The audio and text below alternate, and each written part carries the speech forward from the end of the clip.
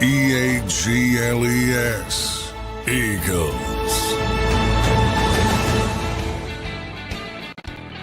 Welcome in, everybody, to a Football Friday edition of Birds 365 here on JAKIB Sports as we wrap up a crazy week in the NFL world, and we'll see if it wraps up. It might not today. Welcome into Birds 365. I'm your host, Zander Krause. That's my co-host, John McMullen, the number one Eagles beat reporter in town. Johnny Mac, how you doing on this Football Friday, brother?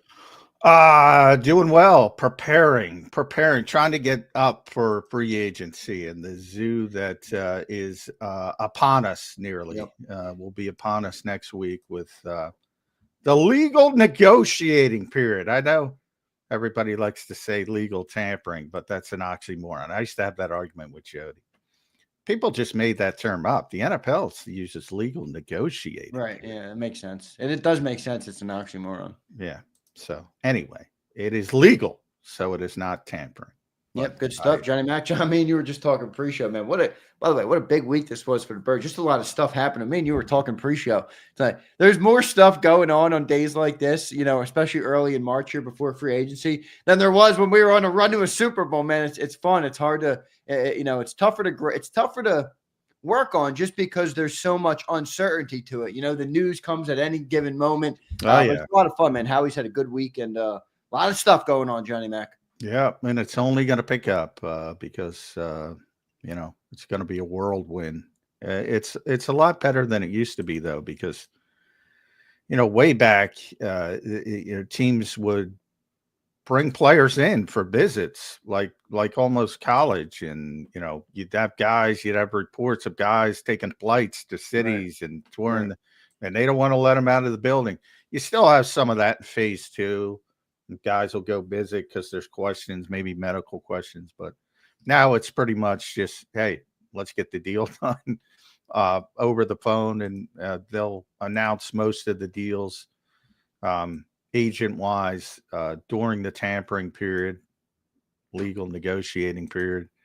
So it's gotten a little bit better from that perspective, but I always joke my wife has been with me for a long time, and she still asks me every year, what do you do this time of year? And I'm like, it's worse this time of year than during the regular season is a breeze, except for the fact that you the grind of going down there every day and going to practice and all that. But from covering the team perspective, this is much, much more difficult. Yeah, a lot of stuff going on, and you know how it is. I'm with you. Everybody's vouching for our attention now on the weekends. Oh, I know you're free now. What can we do? Yeah. I'm not really free. I know you're free. Yeah. I appreciate the reach out. Johnny Mac, good stuff, man. Let's just recap. I want to get into some topics today. We got some great topics today, some things I want to talk about as we continue to build into this offseason. But before we get into that, I do want to recap what's happened already this week. Obviously, it started with Slay.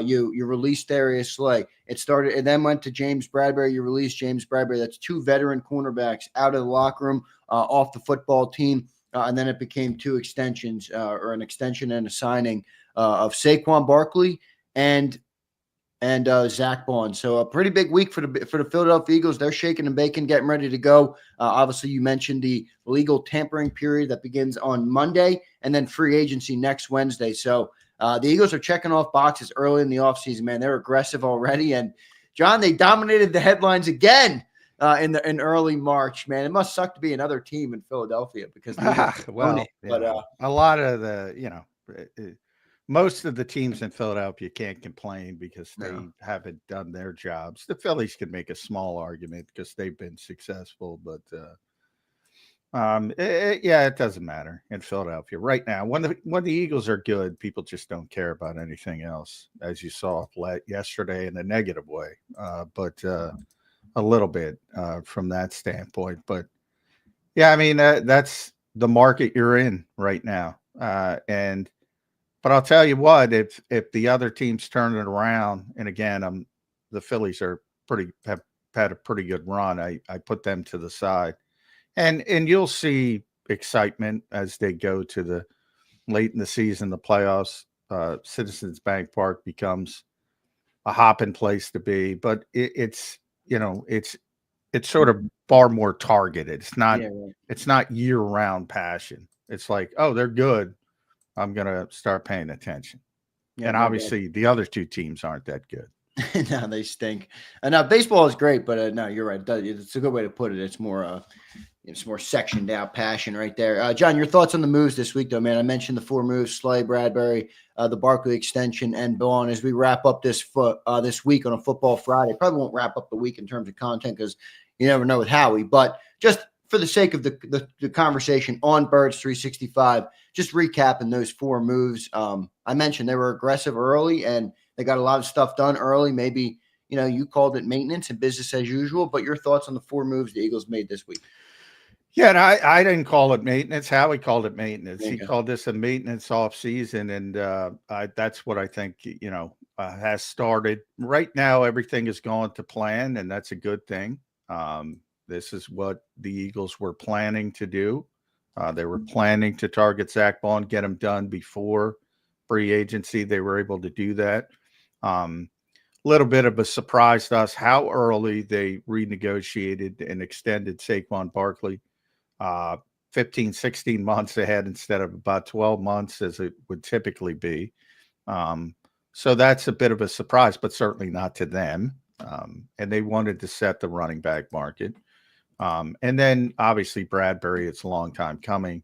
With Slay, there's still some talk that they could work something out. So I wouldn't completely slam the door, although he's not helping himself with his podcast tour. But God, I love Slay. He's so honest. You ask him a question, he's going to answer it. And he's tremendously honest. But people don't want honesty; they want validation. I say it all the time. Is there a place though, John? Talking about guys that you're on a team with. I mean, I don't know. I understand that both sides. I'm with you. I like honest people too, and that's one thing I do love about Slay. But I could see how fans who are fans by nature would look at that and be like, just shut up. Like, why do you have to say that about Jalen Hurts? Well, and I think I get that perspective too. I get the standpoint. That's a validation standpoint. Look, if I get the standpoint of, hey, don't do a podcast, but then, he has a right to do a podcast. I mean, that's one of the things about do podcasts, but airing out, he's not airing out anything. He's answering questions. Yeah, I guess I struggle how to do this because, again, I try to elevate this conversation. Well, be honest, as you always are, Johnny. The names he said were Joe Burrow, Lamar Jackson, Josh Allen, and Patrick Mahomes. Those are the 4 elite quarterbacks. He also said on another show, somebody asked him a weird question. I thought it was weird. OBJ at his height or Devontae Smith? What really weird question? Not close. At his height, do people forget? I get because of where we are, but Odell Beckham Jr. was arguably the best receiver in football during his prime. A little bit of a flash in the pan because it came and went quick, but he was very good when he got hurt. But at his height, that was the question. I mean, it's not fucking close, to be blunt. If I told anybody today, and this is the team aspect of it, because the quarterback position is the evaluation by fans and even media of the quarterback is atrocious. I say it all the time. It's fucking atrocious. It's Super Bowl driven. Oh, he won a Super Bowl. No, that's not how it works.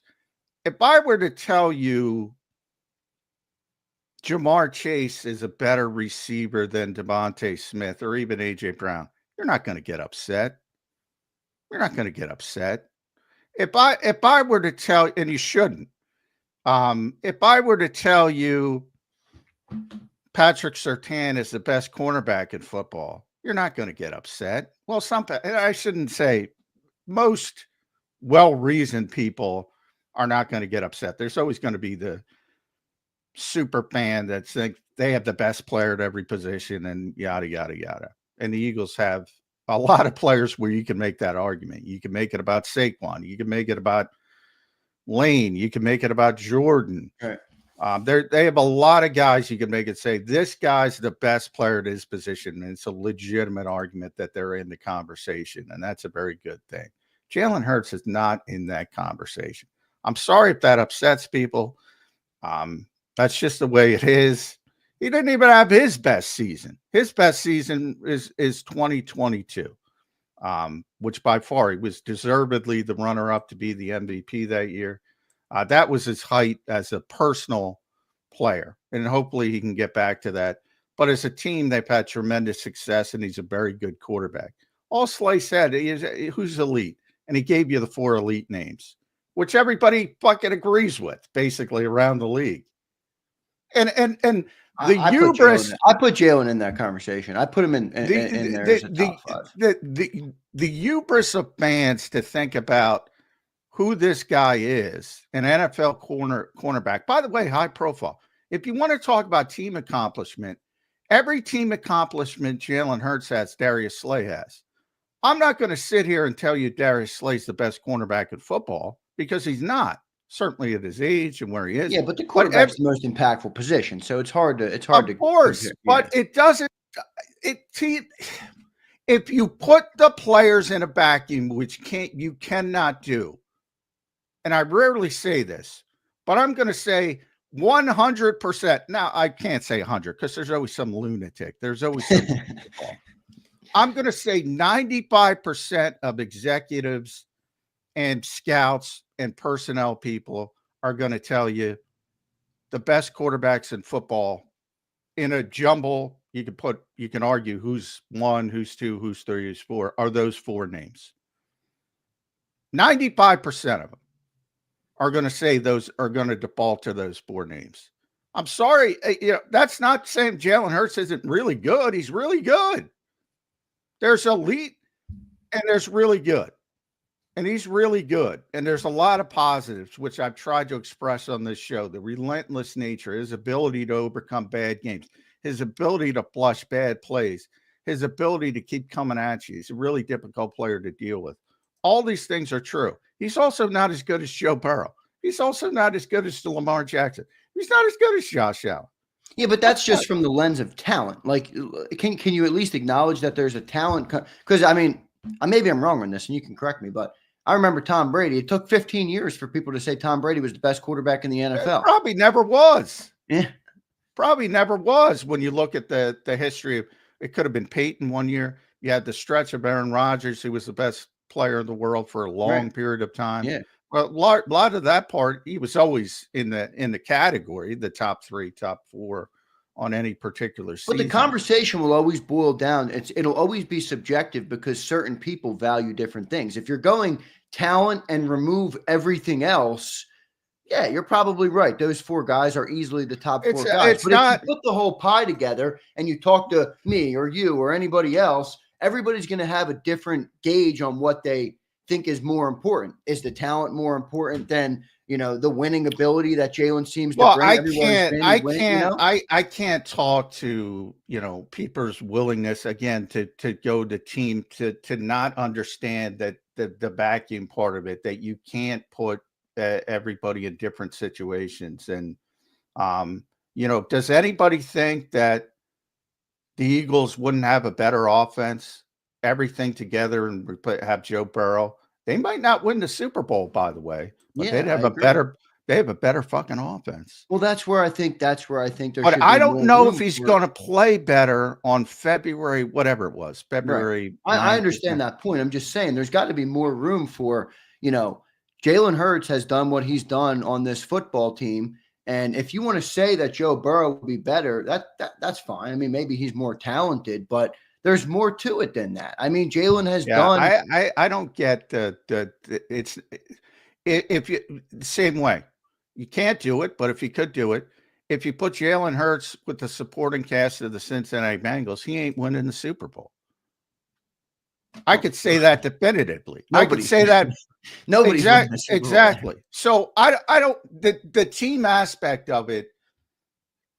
Again, people don't use it for other positions. Yeah, I agree with you. Quarterbacks most. Yeah, but there's got to be again. Aaron Rodgers is arguably the most talented quarterback to ever play the game of football, arguably. Obviously, most people would take Peyton Manning. Most people would take Tom Brady. Most people would take, Joe Montana. Most people would take the guys that have more hardware. So I don't. Again, I'm not saying you're wrong. I'm just saying it's not crazy for me. The hardware argument is. I know I'm not winning it, believe me, but it is so short-sighted. It is so there's 46 guys on game day trying to win that fucking game. There's Zach Bond. There's Zach Bond making a play. There's Cooper DeJean making a play. There's a defense keeping one of the great quarterback coach tandems in history to not even pass the 50-yard line for 9 consecutive drives. Yeah, no, I get that. I mean, and we all default to the quarterback. Now, there's plenty of people that don't. And I'm not picking on Jalen Hurts. I'm saying any year.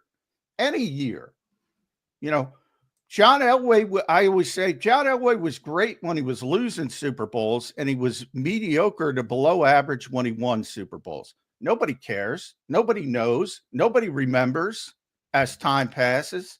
That was Terrell Davis's team. Yeah. That won, that put him over the top. John Elway was at the end of his career, was not even close to being the player he was when he was losing Super Bowls. Well, I think the challenging part of this is separating what you're talking about. Because, look, let me ask you this. If you had both players in their prime and you're a GM, would you take Tom Brady or Aaron Rodgers? Or Peyton Manning? No, keep Peyton Manning out. Tom Brady or Aaron Rodgers? Well, here's the way I would describe it. Exact same circumstance, exact same players, Tom Brady or Aaron Rodgers, exact same coaching staff, exact same. I'm taking Aaron Rodgers. Aaron Rodgers. Nobody has played the position at a higher level than Aaron Rodgers. Nobody in the history. Okay, so that's your opinion. I would not agree with that because I think there's more to it than talent. Well, you've used the word talent. You haven't heard me use the word talent because there's far more to it than talent. There's processing. There's all the things that make quarterbacks great. Aaron has top tier talent, certainly. Tom, not as talented, yes, from a physical standpoint, from a trait standpoint, but still very good. He worked himself into a guy who was, probably the best ever when it comes to that processing aspect. Or, I would argue Peyton's a little bit better from that aspect. But you're talking some of the greatest of all time. And that conversation, if you're in the conversation, I'm not going to yell it. It's like I always use LeBron and Michael. It's interesting. This year, I just had one of my friends this week, ironically, because I've been saying LeBron's a more well-rounded player for many, many years. I can't tell you how many times I get shit on for that. Now people are starting to figure it out because he's still doing what he's doing at 40. LeBron could play for 30 years at this level. I still got MJ. Well, yeah, but you've closed your mind. I mean, I think right. I mean, MJ had higher highs, and ultimately that's what makes greatness. 27, 8-8 isn't. What about that? Could you ever picture LeBron James being Michael Jordan on the Washington Wizards? Can you ever see him falling to that depth?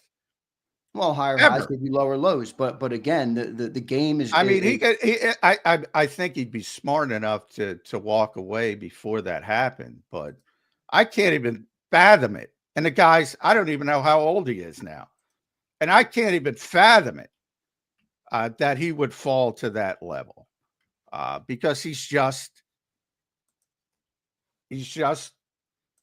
unbelievable. I mean, from a physical standpoint, everything about him, from a standpoint of what he does on the floor, from a standpoint of being able to guard 5 positions and the height of his career, there's never been a more well-rounded basketball player. Well, there's no doubt. I mean, his prolonged excellence is unbelievable. There's no doubt about that. But anyway, I just bring that up because I got that text this week, and it was like, that's looking a little bit better than it looked the years past.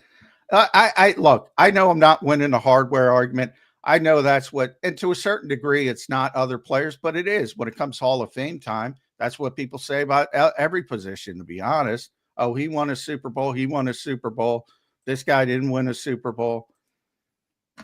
I mean, I don't know why people can't look at a particular game day, whether it's the Super Bowl or Week 7 against Jacksonville or whatever, and say, oh, this is not the same as this or this week or this week, and say, oh, he's elite and he belongs in the conversation with elite players because he won the Super Bowl. When he was in a Super Bowl 2 years prior and actually played better during the whole season, but he lost it. So that, like, now I'm defending Jalen Hurts because I'm like, what about that? But he gets shit on for losing because James Bradbury held J.J. Smith-Schuster, or they can't cover a punt, or Aaron Cepas kicks the football the wrong way. It works both ways. Yeah, I get it. I think I put a lot of value on the it factor and the clutch factor and some of the intangibles that I think have made up. I mean, even if you look across all sports, all of the greatest athletes in the history, you can talk about Jordan, you can talk about LeBron, you can talk about Wayne Gretzky, you can talk about any sport. Take any sport that you like and find the greatest players. They all have an intangible it factor that seems to continue to drive them to get to the top. Go to Kobe, go to anybody that you like in any sport. And I think Jalen has that better than any other quarterback. And I value that a lot more than maybe you do, which I think is fair, which I think is fine. I mean, I'm fine to have the difference of opinion, but I think that's, first of all, I agree. I say it all the time. He's relentless as a player.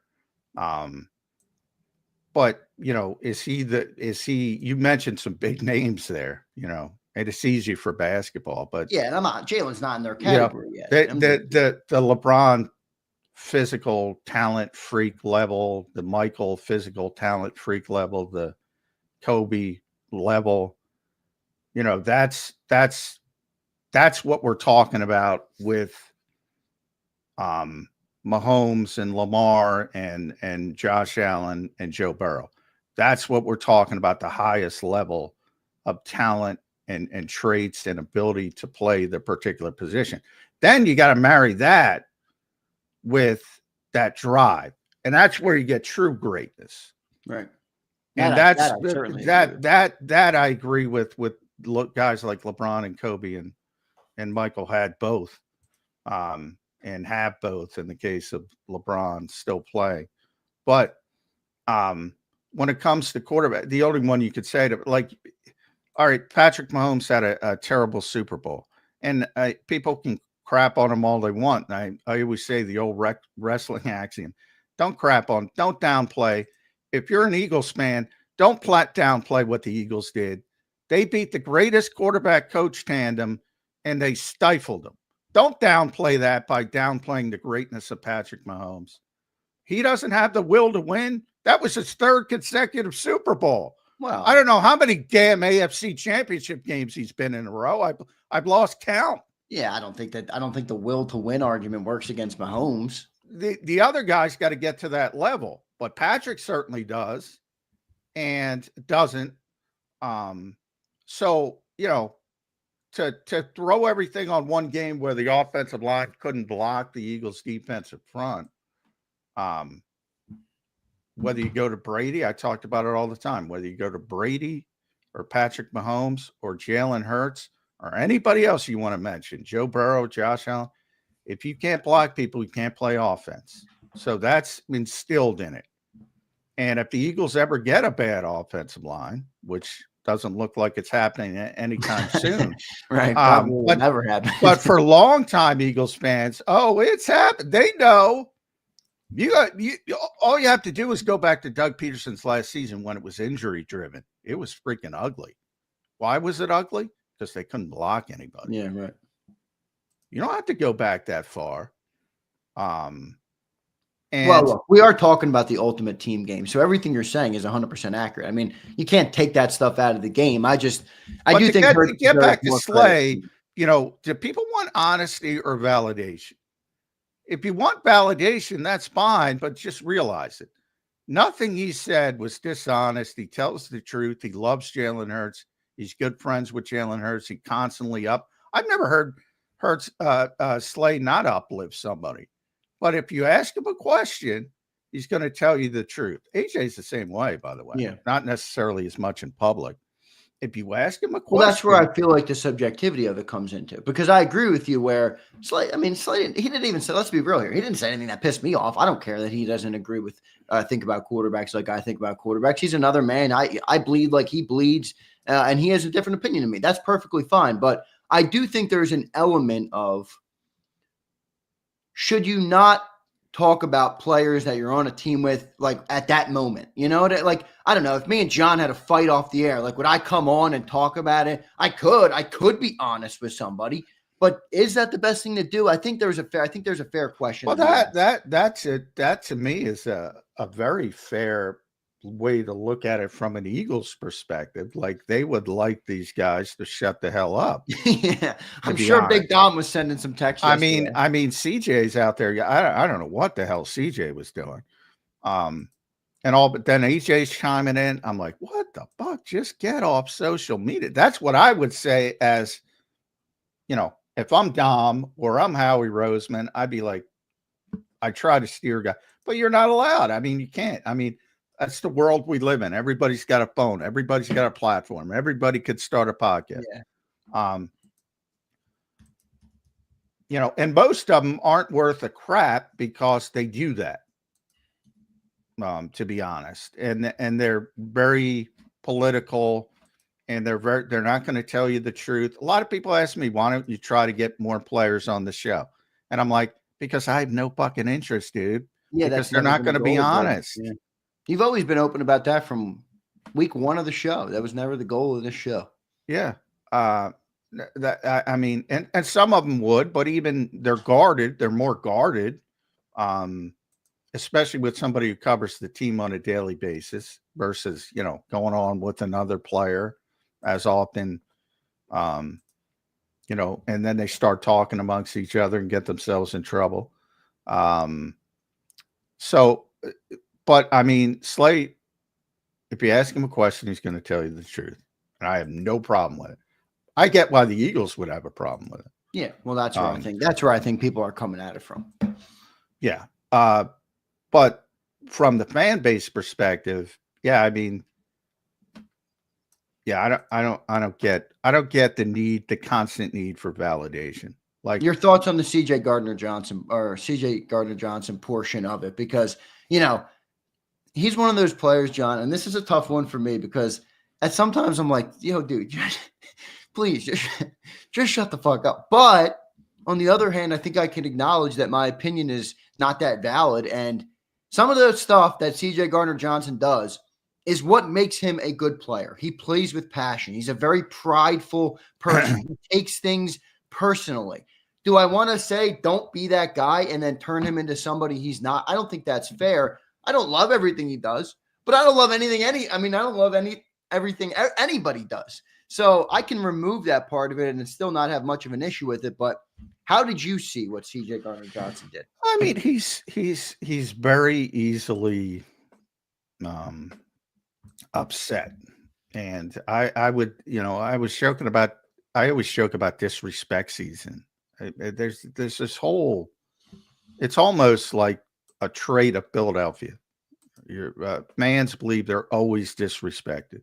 The referees are against them. The NFL Films, which has been based in Mount Laurel for years and basically only employs Eagles fans, is against them. The league office is against them, even though Troy Benson's, you know, one of the most powerful people in the league. John Runyon controls the rules. James Thrash is a big wig in the NFL. The league office is against him. I was even before we jumped on, my buddy Hunter Brody, evidently they had Dave Dombrowski on. He's talking about the disrespect Dave Dombrowski showed the Phillies fans by saying, hey, you know what? If you look at the rest of the playoff teams, our plate discipline was middle of the pack. He's telling you the truth. The game has changed, though. So anyway, right. I'm giving Hunter's great, by the way. I love Hunter. Yeah, we should get him on soon. I like Hunter too. I think this mentality of always disrespected. It's not true. Number one, And if you come at it with that chip on your shoulder, you're going to feel disrespected. I think that CJ comes at everything with that chip on his shoulder. And with the Reed Blankenship thing, it's stuff like Vic already. I said that yesterday on the show. Yeah, Vic confirmed that. Like, he's the guy. He's the communicator on the field, and that's what, again, Slay was asked the question. He said, well, Reed's going to be the leader if I'm not here. Honestly, he's already the leader on the field. Now, I think what Slay was trying to say off the field, because he's kind of the leader as a team captain. On the field, Reed's already the leader of the secondary already, and has been. So I don't know why that, and then CJ kind of, scaled it back a little bit, saying he trusts the young guys. So that's to me is CJ. He says something off the seat of his pants and then thinks about it and goes, it's probably not that bad. But do you think there's an element that the players should just like stop acknowledging what the fans are talking about on social media? Oh, God, yeah. I know, but like, here's the thing. You're well, I don't want to speak for you, but people criticize fans for always having something to say or always chirping about something. Like, dude, they're fans. That's what it means. That's what being a fanatic is. You have thoughts and opinions, and you want to talk about your team all day, and you want to grade your quarterback against the rest of the NFL. Like, that's what they do. But when the players acknowledge it or the players give it credence, I think that's when it takes it to a new level. Like, guys, I've had that discussion with AJ. I've had that actual discussion. I go, dude, why do you acknowledge this stuff? Basically, is what I asked him. He's like, and he knows he shouldn't, but it's very hard when people say, because I went through this at a much lower level earlier in my career. I would chirp back to everybody. Now I just mute everybody. You're out, man. You say one thing, you're out. And I'm never going to hear what you say because I've gotten to that level. It's not fucking worth it. You're not going to change the mind of somebody who's irrational or doesn't understand what you're trying to say. But it took me a long time to get there. And I'm a lot older than these guys are. So when people take shots at you, or take shots at your teammates, or you believe they take shots at you, it's really difficult to just sit back and ignore it. But yeah, I would certainly, if I'm giving advice to and I've given that advice to certain players, I would say just ignore it. But it's easier said than done. I get it. Good stuff there. There was a little bit of drama that happened today or yesterday, whatever the hell. All based on telling the truth, by the way. Every single instance, truth.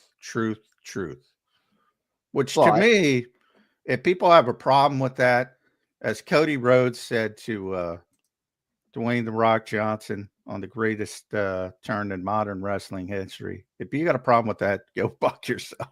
Yeah, but also, but I think on the same breath, because I agree with you, don't be mad at Slay, but at the same breath, I'm not going to be mad at CJ Gardner-Johnson. He's allowed to have his opinion. He's a prideful guy. Again, that's part of what makes him a good player on the football field. So no, I'm not mad at Slay for telling the truth. We're talking about it, I guess, but that's I'm not mad at CJ either. And that's what I said. That's the difficult part. Like, why do you take, like, CJ knows Reed's the leader on the field.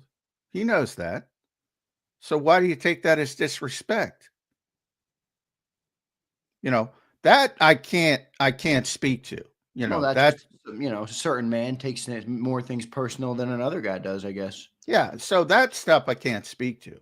But I mean, Vic already said it. So for those who are doubting Slay, if Vic, you can go back and watch Vic's press conference when he talked about it. All those things are archived.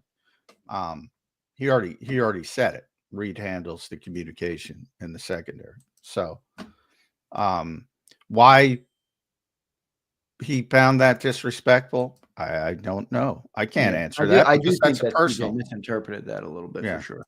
Yeah. So that's that I'm not gonna get angry at him for people get upset when they feel they're disrespected. Yeah. But from the fact of what Slay said, that was the truth, is all I'm trying to say. Yeah, no, I got you. Good stuff there, Johnny Mac. John, the other stuff that happened this week, I wanted to talk real quick, recap the moves, and we got into the Slade, CJ Gardner-Johnson tangent, which is fine. But the Bond deal got done. The Saquon extension came in, and now we move into the next phase, or I guess the next couple of days, and see what the next moves might be. But just your final thoughts on those two moves coming in. Bond got done. You talked about it on the show that you thought it would get done, and if it didn't get done, you were going to rip Howie Roseman, but it did get done. And then the Saquon move as well, which I think surprised many people just because there was no, they didn't need to get that done. He was still under contract. Yeah. But your thoughts on those two final moves, and then we'll talk about some of the upcoming things that are coming next for the Birds. Yeah, I think good strategy from a Saquon standpoint, not only from the, getting an extra year while this championship window remains open. Plus, you send a good message to other players and agents that, Philadelphia might be a good place to do business with. I think that's always a positive. Zach Bond, they had to get done. They did get done. Yeah. The only way it wasn't going to get done if they tried to really lowball them. And that's not the Eagles' history. If you perform, they're going to reward you. Now, could he have gotten, if he wanted to play hardball, could have gone to free agency and gotten a little bit more? Probably. But not, they didn't lowball him. Yeah, they didn't lowball him at all. That was a great contract for him. Yeah. That was well above what I thought it was going to be. I thought they were going to max out at 15, and maybe they did with the guaranteed money, but they went a little higher in terms of average annual. Yeah, so as long as care about that, because it's perception. Yeah, as long as it's spare, and it was spare, no issues there. And then we'll see. I think Dallas got it. I misspoke yesterday. I want to correct that because I read the contract wrong. He doesn't have any guaranteed money left, so they do have to address Dallas Goedert in some form or some fashion. So that might be the next move. Yeah, and that's going to be one of our topics today, talking about him, because that can go. That can go a bunch of different ways. So many ways. They have nothing to replace. I will lay out for you a plan that I think would make sense for Dallas Goedert later on in the show, and I'll get your opinion on it and see if you would go a different route.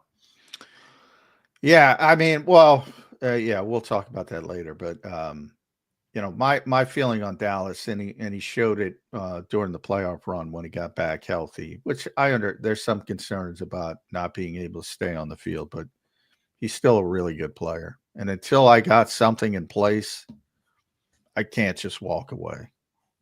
I agree completely. I mean, I had somebody, I was in a little Twitter thing last night, and I was putting out what's the next thing, and somebody was like, trade Dallas Goedert. I'm like, trade him?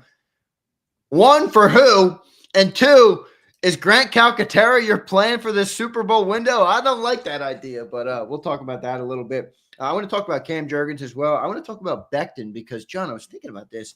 Last night I was thinking yesterday after our show, and I'm thinking about Becton, and I'm like, man, I want Becton to get done. And then I thought about the contracts that this team has. I thought about where all of their money is going, specifically on the offensive side of the ball. I think about some of the stuff that's coming up in the pipeline.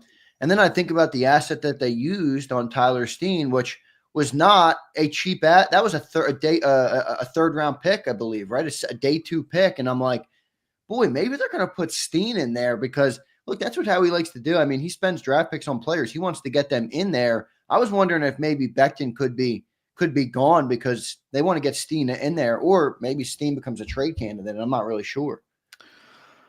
No, I don't think it has anything to do with Tyler Steen other than if they, lose out, because I do think they're going to have, be more disciplined with Mackay. Yeah.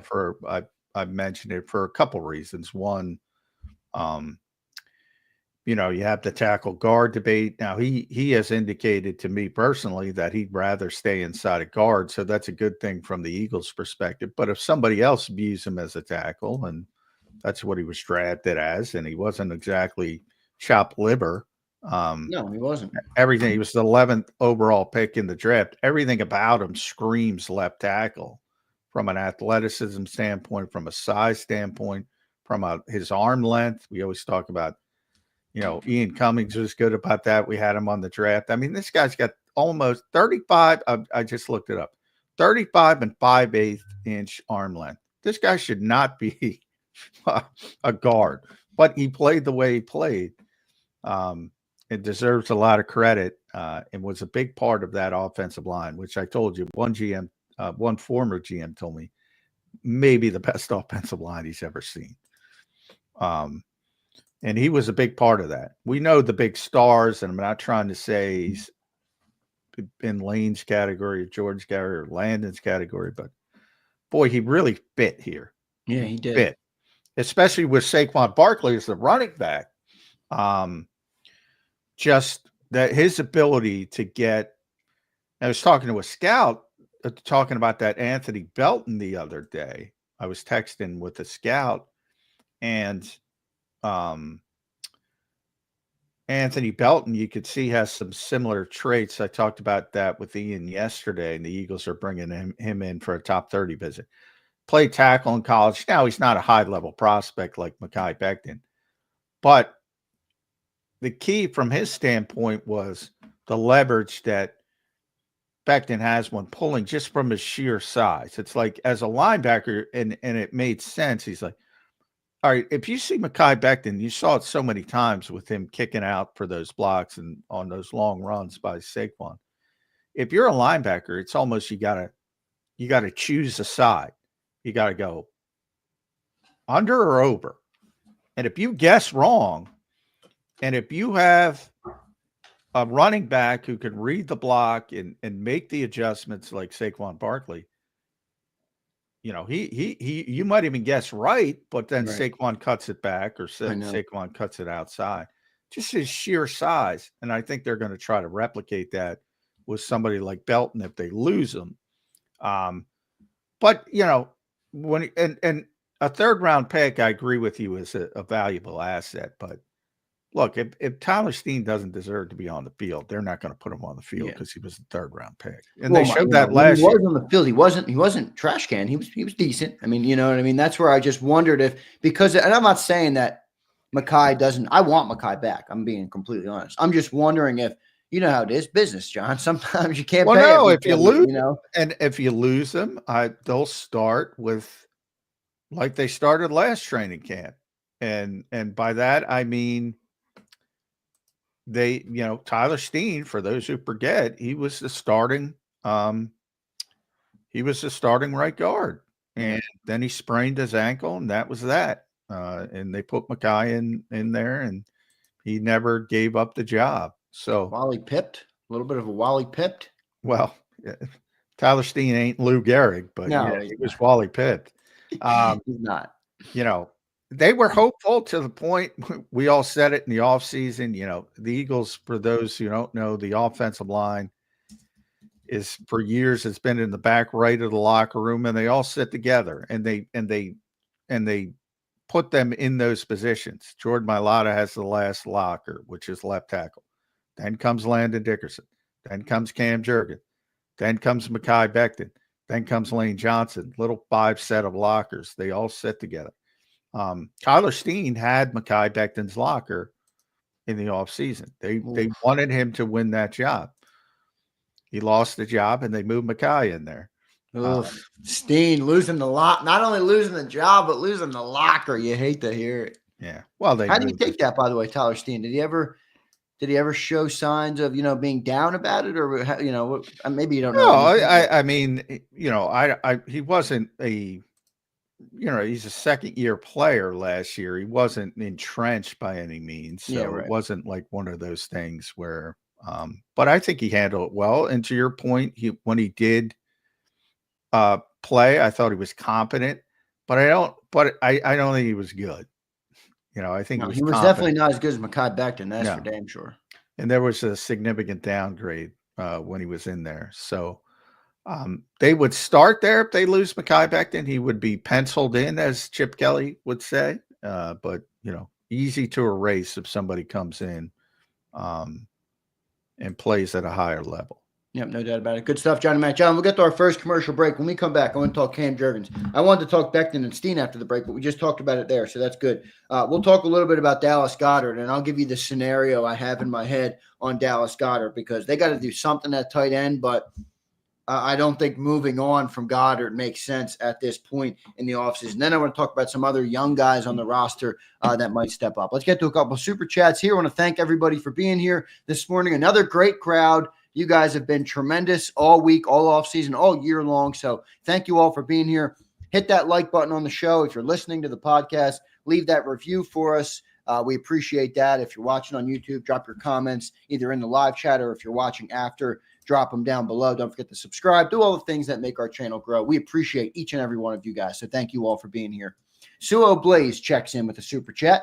Jalen is elite in different ways, he says, John. And I think John has said that, but I agree. Yeah, I've said pretty consistently for people who listen to the show, there are tremendous traits for Jalen Hurts that are largely intangible that people don't recognize as much as they should. And one of the biggest is his ability to flush plays, as he's called it himself, and flush games and flush bad quarters. Yeah. And that's a hard thing to do. I was a goalie when I played hockey. It's a tremendously hard thing to do. Very hard. I was a goalie back in the day, and the hardest thing as a goalie was when you let up a goal by the drop of the puck the next time, you better forget about that goal or else you're fucked. If you're thinking about that goal, you're going to get burnt.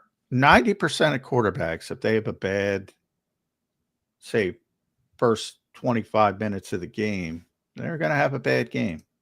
And Jalen Hurts could have, I've seen it numerous times. Indianapolis during the first Super Bowl run. Houston during the first Super Bowl run. The 65-yard passing game. It could be in game. Forget about game to game. It could be in game. Right. Where he has a bad game and all of a sudden in the fourth quarter, there he is. You better be up 2 scores because he's going to be making plays at the end of the game. Very true. And lifting you to a win. So there's a lot of elite traits to Jalen Hurts as a quarterback. But if you ask me who's better, I'm going to be honest. I'm going to tell you who's better. And the 4 names, Lamar Jackson, Darius Slay said, Lamar being one of them, are better. I'm sorry. The fact that the game's not played in a vacuum and everybody doesn't have the same supporting cast, and some people can't see that, I'm never going to win that argument. But yeah, I can't I understand that. Yeah, what are you going to do? Vulnerable Vitality checks in. What's up, brother? Appreciate you being here. He says, excited for all the offseason work you and John are going to be putting in. Keep being great. Jacob, much love. Go Birds. Vulnerable, thank you, brother. I appreciate that. Great super chat there. And we're going to have tons of great offseason content, as you've already seen in the first 3. What has it been? 3 weeks since the Super Bowl now, John? Was the parade 3 weeks ago? Ooh, less than a month because, everybody was on Twitter. It's been 4 weeks. The parade was 3 weeks ago today. I think it was on a Friday, that parade. So moving already, man. Moving already. Brandon Lewis. What's up, Brandon? Hope you're doing well, brother. He says, John is right. The hardware argument is for casuals. Well, thank you, Brandon. You said it better. It really is. Honestly. I mean, it is. Brandon, I love Brandon. Brandon is your he is your guy, John. He loves. Well, I appreciate it, Brandon. I mean, I mean, it is. It is. If you think about it from a logical standpoint, nothing that Brandon said is incorrect. You don't do it about other positions. I think though, does it get to a point where like the hardware becomes so good that it's no longer casual? Like Tom Brady, like you said. Tom Brady might not have been as talented as Aaron Rodgers or Peyton Manning. But there are no people in the NFL. But first of all, there are no people in the NFL disparaging Jalen Hurts. That's a false narrative. But there's nobody who will sit there other than a fan of an imposing team that will tell you that Tom Brady is anything other than one of the greatest quarterbacks of all time. So, but isn't the hardware what makes him the GOAT then? I think the consistency from season to season is what makes him the GOAT. And Yeah, to a but certain if he degree, had that consistency from season to season and didn't have rings, we wouldn't be talking about him as the GOAT ring. Tom, but I don't care what I don't care what casuals think. I'm sorry to put it that way. That's some of the esteemed minds in football. All over. People that write books on this game. People that are Hall of Fame selectors. How many years did Tom Brady play? A lot. 20. What is it? 20? 22? Well, he's with New England. He was, it was 2000 drafts, so it was 2 decades with New England, and then 3 years in Tampa. All right, he won seven Super Bowls. He lost his last game a hell of a lot more than he won his last game. Yeah, I don't. The consistency from year to year. His ability to win games week in and week out from year to year. How I describe the greatness, even of lesser players in the fans' minds, like Aaron Rodgers. How I always describe how spoiled the Green Bay fan base became, not only with Aaron but Brett Favre before him, and they felt every week that they were going to win the game, and they were right. They should have felt that way because that's how high level their quarterback play was for a quarter century. Same thing with Tom, same thing with Peyton. Their fan bases went into every week knowing they could pop out their chests and we're going to win this fucking game. And far more often than not, they were right. And they should have had that mentality because they were going to be in a position to win the game because the quarterback played at such a high level. And yeah, when you go to that level of Tom Brady, Joe Montana, Peyton Manning, nobody's going to argue with any of those guys. Well, yeah, because the common denominator at that point is they have both, and not to a certain extent with Peyton as much. Peyton was terrible in the second. Peyton's the best example of all. He was terrible on that Broncos Super Bowl. Yeah. He was. Can't deny that. Suplex City. What's up, Suplex? Hope you're doing well, brother. He says, where does this leave Sidney Brown? Bench? He's already on the bench. What do you mean? Yeah. Well, I don't know. I have had people come and like, oh, Sidney gets in. I'm like, I like Sidney Brown as a player. I love how aggressive he is. But John, and maybe I'm wrong. I will be wrong. I will eat my crow in this if I'm wrong. Right now, I don't see him as an every down player in the NFL. I just don't. I think he plays with his hair on fire. It's awesome. But I don't think that translates necessarily to being a great every down defensive player in the NFL. I haven't seen it yet from him, but that's just me. Well, I think one of the things, he wasn't healthy this season. Yeah, true. And there were some issues with the rehab coming back. Didn't go as well as it was hoped to have gone. So hopefully larger point is hopefully he's going to be healthier. He's going to be confident coming off that injury. But just to the point, he was already on the bench. I mean, yeah, he's going to be on the bench. He's going to be a backup. Hopefully he's a better backup than he was this year because basically he fell behind Tristan McCullum because, Vic didn't trust him as much, and he didn't trust him as much because he wasn't healthy. So this year I expect him to be the third safety behind Reed and CJ. And hopefully he's completely healthy. Hopefully that's behind him. And yeah, if he can ever play more disciplined and marry that up with some of his physical gifts, then he might really have something. But certainly, yeah, he's going to start. Everybody needs backups. And right now he's a backup player. Yeah, we'll see what ends up happening with him and a couple other guys back there. We'll talk about in the next segment. I want to get to our commercial break. I want to thank again all you guys for being here. You guys are the best. We've had great chats already this morning. Tons of people watching the show across all of our platforms. So we appreciate everybody. Hit that like button for us. Help us continue to grow here on Birds 365. We've been crushing it on the show, and that's all because of you guys. Me and John could come up here and argue and bicker and talk and debate and all these things, and we could talk to nobody. It wouldn't work. So it's all thanks to you guys. We appreciate that support and for you guys checking in and listening to us talk football with you guys each and every single day. So your support is appreciated. Let's get to our first commercial break. Before we do that, I'm going to tell you guys about the great people at BetUS. March Madness is right around the corner. Baseball season's right around the corner. The NBA's in full swing right now. The NHL's in full swing right now. Tons of stuff for our sports bettors to continue to bet on. March Madness, one of the funnest things, I'm sure, if you're a bettor, to bet on with all of those games all day long. So go and check them out right now. Go to betus.com. Use the promo code YouTube150. That's YouTube150. It gives you a 150% sign-up bonus on your very first deposit. You get 125% on your second and third deposit, all up to $2,000.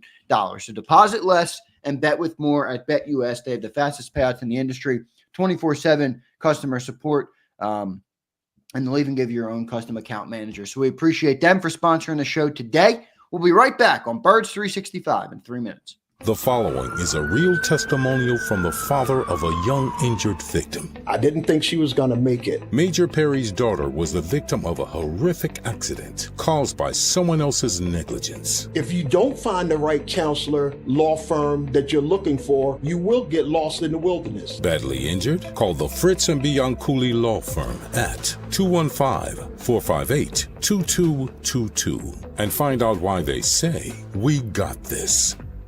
Ignite your nights with free live entertainment daily, only at Live Casino and Hotel Philadelphia's Center Bar. 7 days a week, enjoy some of the region's top party bands, performers, and DJs as they take the stage in the heart of the casino action.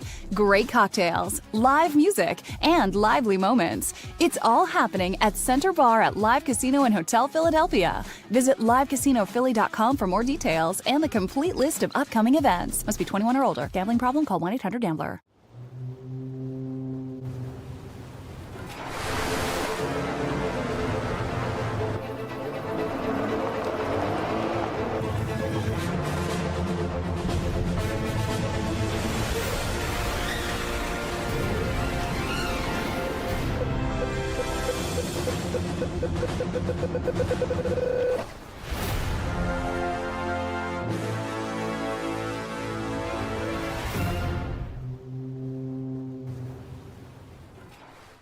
Your financial future is on the line. Are you ready for what's next? At Leone & Company Wealth Management, we help young professionals, business owners, and pre-retirees navigate the complexities of building and protecting wealth. For young professionals, we'll help you grow your wealth, plan for your future, and make the most of your hard-earned dollars. For business owners, we provide strategies to protect your company, manage risks, and create a lasting legacy for both your business and personal wealth. For pre-retirees, we'll design a plan to secure your retirement, ensuring you can live comfortably and confidently in your next chapter.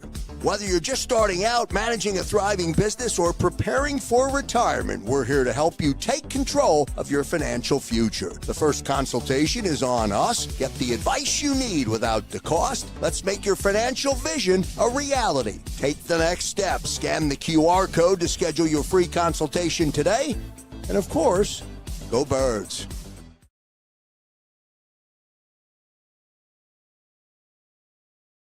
In our hometown, we all look out for each other. We step up to keep our communities going strong. And at Independence Blue Cross, we're here to keep you going strong as the #1 health insurer in the region. No IBX is always looking out for you. EAGLES, Eagles.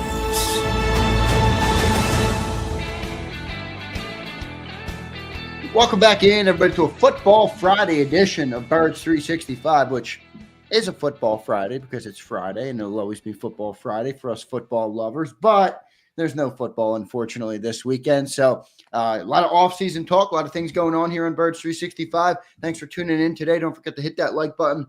Hit that subscribe button if you're new to the channel. We cover the Philadelphia Eagles all year long. We're live for 6+ hours a day on the channel, so make sure you tune in now and drop your comments down below on anything we talk about. I look forward to hearing from you guys and conversing with you guys in the comment section down below. So good stuff there. Johnny Mack, I do want to talk about some of the off-season things that are now upcoming for this football team. Zach Bond contract done. Saquon Barkley extended. Slay cut. Bradbury cut. The first 4 moves of the Eagles offseason got underway this week. From your estimation, what's next? Is it Becton? Is it a Cam Jurgens extension? What's next for this Philadelphia Eagles team? I think we can talk about tight end as well. A lot of good things to talk about. But in your opinion, what's next order of business for this football team right now? When I look at tampering period, legal negotiating period, it's a couple things. I think Dallas could be one. I think some of the lesser free agents. I think Mackay still outside chance that he could get done. Little of the lower profile guys, if they truly have decided to move on from Slay, then I think Isaiah Rodgers could get done. Right. So some of those guys, I do think Oren Burks is probably out of the equation due to the bond deal, but we'll see how that shakes out. You'd like to have him back, especially after how he performed in the playoffs and Nakobe Dean's injury. Cam Jurgens surgery, I think that pushes that back a little bit. Not that the Eagles aren't going to get it done, but I do think probably you want to see at least how he recovers. And I don't know, maybe it's not serious. Again, back surgeries can go a bunch of different ways, but I'm just playing the odds here, saying that there's going to be some uncertainty with that type of thing. So that might push that timetable back. So I would say certainly, obviously it's a player you want to get done, but you have to make sure he's going to be healthy and the medical things align. So it just might add a little bit to the timetable for Cam Jurgens. Yeah, no doubt. We'll see what they end up doing there on that offensive line. Obviously, have Tyler Steen in the wings. He was a third-round draft pick, so we'll see what they end up doing there. I think the cornerback stuff is interesting. There's some guys on the roster. Is it Ringo? Will they bring back Rodgers? I mean, you've talked about how you think that'll be a relatively easy deal for the Eagles to get done because he might not have a lot of demand in the open market. So maybe Rodgers comes back, but we'll see what they end up doing there. And then the possibility remains of Cooper DeJean. Do you want to move him? I think if you keep him in the slot for too long, you probably will never move. Will the business side get in the way, push him outside? We'll talk a little bit about that more as well. But, John, I do want to go to Dallas Goedert here because, in my estimation, that's probably the next most pressing thing. I know cornerback is big. I know offensive line is big with Becton, but I've seen this team handle turnover on the offensive line so well, especially in the last 3-4 years. So I'm having a hard time stressing too much about it. I'm not going to lie to you.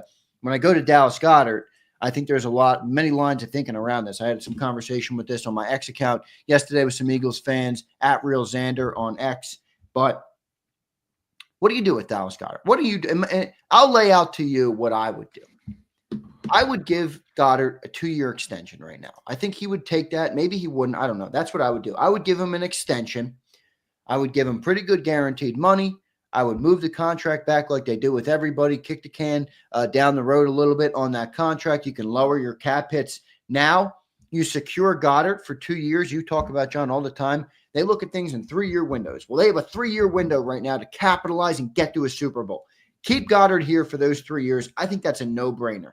And then I'd probably look to draft a tight end in round 2 or 3 or 4 in that range. Allow him to get acclimated to the NFL. And then maybe you have your contingency plan in place for life after Dallas Goedert. But I am having a very hard time, John, having anybody justify why moving on from Dallas Goedert at this point makes sense, particularly for this football team. How do you see the Dallas Goedert situation? Yeah, I'm with you. It doesn't make sense to move on. This is part of the problem. I went on that tangent about the draft being before, after free agency. It probably should be before free agency, because if you do the draft and you get Mason Taylor or Arroyo or one of those big time tight ends, you might say, all right, we can think about trading Dallas, but that's not how it works. So you're not going to go further there, John. Even if you get those guys, I wouldn't trade Goedert. Either would I, but I'm saying it's a lot easier if you have a plan in place. Yeah, absolutely. There's no doubt. I just wouldn't put all my trust in a rookie, when you have but look at how the rookies did this year. I know, but odds would say no, you're regression to the mean. I'm with you. There's little chance that anybody drafted in the second round is going to play like Dallas Goedert, at least early in his career.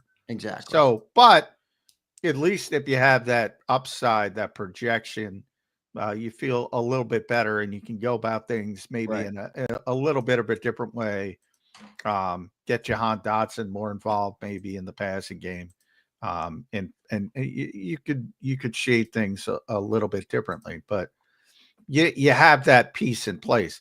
I don't think they have that piece in place. And Grant Calcaterra is the backup tight end. He's okay. There's nothing wrong with Grant, but he's more of a receiver than a blocker. And I think blocking is very important on this team, to say the least, because of the way they play.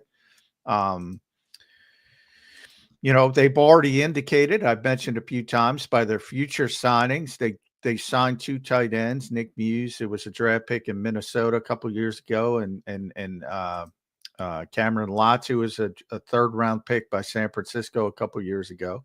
So they understand they need better depth. But again, you can't count on a futures player. I've heard a lot of people bring up Michael Mayer because of Brock Bowers, and the interesting way that the Raiders draft him one year, then draft Brock Bowers, and Bowers is phenomenal, but just you can see the bad organization. But yeah, he's not proven. Do I like the player? Does he project? Yes. He's a good blocker, big guy. I would like the fit, but it's hard to say, oh, he's going to replace Dallas Goedert.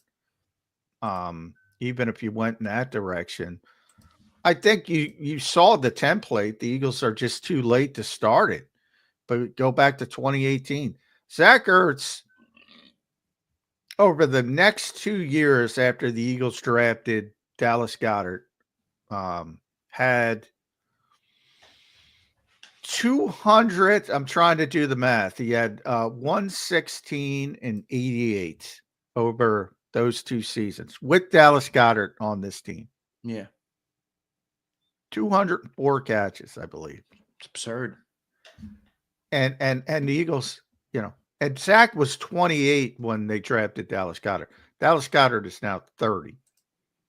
So they got to get the heir apparent in here before you can move on from Dallas Goedert. I agree completely. And that's where I am with Dallas Goedert. So you got to work something out. Yeah. Not a 2-year extension. You guarantee all his money this year, and you give him next year, and it serves as 2 years, but It's not a 2-year extension. That's what I would do. Now, would Dallas like a bigger contract? Probably, but is he going to get that on the open market? Number one, at his age, probably not. And B, again, if you trade him pre-June 1st, you're losing $9.5 million in cap space. So you can wait till after June 1st and you'd have more clarity. Maybe you traded for Michael Mayer. Maybe you drafted a kid. You have more clarity from that perspective, but the value isn't as good because everybody's already made their plans. So it's become more difficult. And then you don't get your draft assets because presumably you're going to get a draft pick back. And by the way, as you saw with some of these trades going around the NFL, when you have big contract players, you're getting 4th, 5th round picks, 6th round. Like, who cares? You got a chance to win the Super Bowl. This guy was great. I think he and Devontae would go back and forth each playoff game. One would be the Eagles' all-time leading postseason receiver. Then the other would pass him. I think Devontae passed him in the Super Bowl. Either way, he's the 2nd best pass receiver in Eagles postseason history. I don't know why you would want to move on from Dallas Goedert with no plan right now and no obvious replacement. No doubt about it. I think you got to bring him back. I liked what you laid out, by the way, better. Guarantee all that money this year. Give him one more extra year on top of that, and then it gives you time to get the contingency in place and doesn't lock you in to Goedert too long term. Me and you are on the same page on this. John, it's funny, and I think you could, give me some great insight here because you've been obviously around this game a lot longer than I have. But has the art of the tight end position it has completely changed in the modern NFL. And I wonder if there might be a return to what it once was with, you see some more running coming back. You're seeing, some linebacker play come back in the NFL. Like, I wonder if the return to a blocking dual threat, for lack of a better word, tight end will return, because we have gotten a lot into like a lot of these tight ends nowadays are like they're like receivers. I mean, let's be real. They're extensions of the passing game, and they don't block well. And I think this team specifically needs a great blocking tight end, and they're just not that easy to find anymore. No, there's not a lot of them. And part of that comes from how they're playing in college. I mean, yeah, right. Spread offenses and throwing the ball around. Nobody. Dallas Goedert was never asked to block in college. I mean, basically, he's pretty good about it. He's pretty good at it too. Oh, he's great because he's got size and he took to it, and he's physical. You talk about how physical he is all the time. Very aggressive, very physical player. Yeah. So, the best blocking tight Kittle has been, the best tight end in the NFL for years. And he's a tremendous blocker. Josh Oliver is a great blocker, was with Baltimore. Then he signed with Minnesota, but, not the greatest pass catcher. So it's tough to play him a whole bunch. So it's usually that. It's very rarely do you get the Kittles and Goddards who can do both.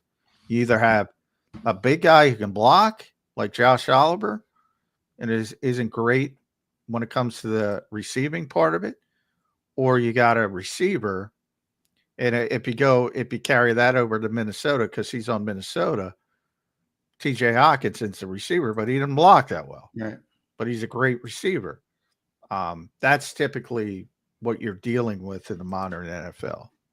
And the fact that the Eagles have the luxury of Dallas Goedert when he's out there, because I know he's had injury issues, it's, underrated part of what makes them what they are, I would say.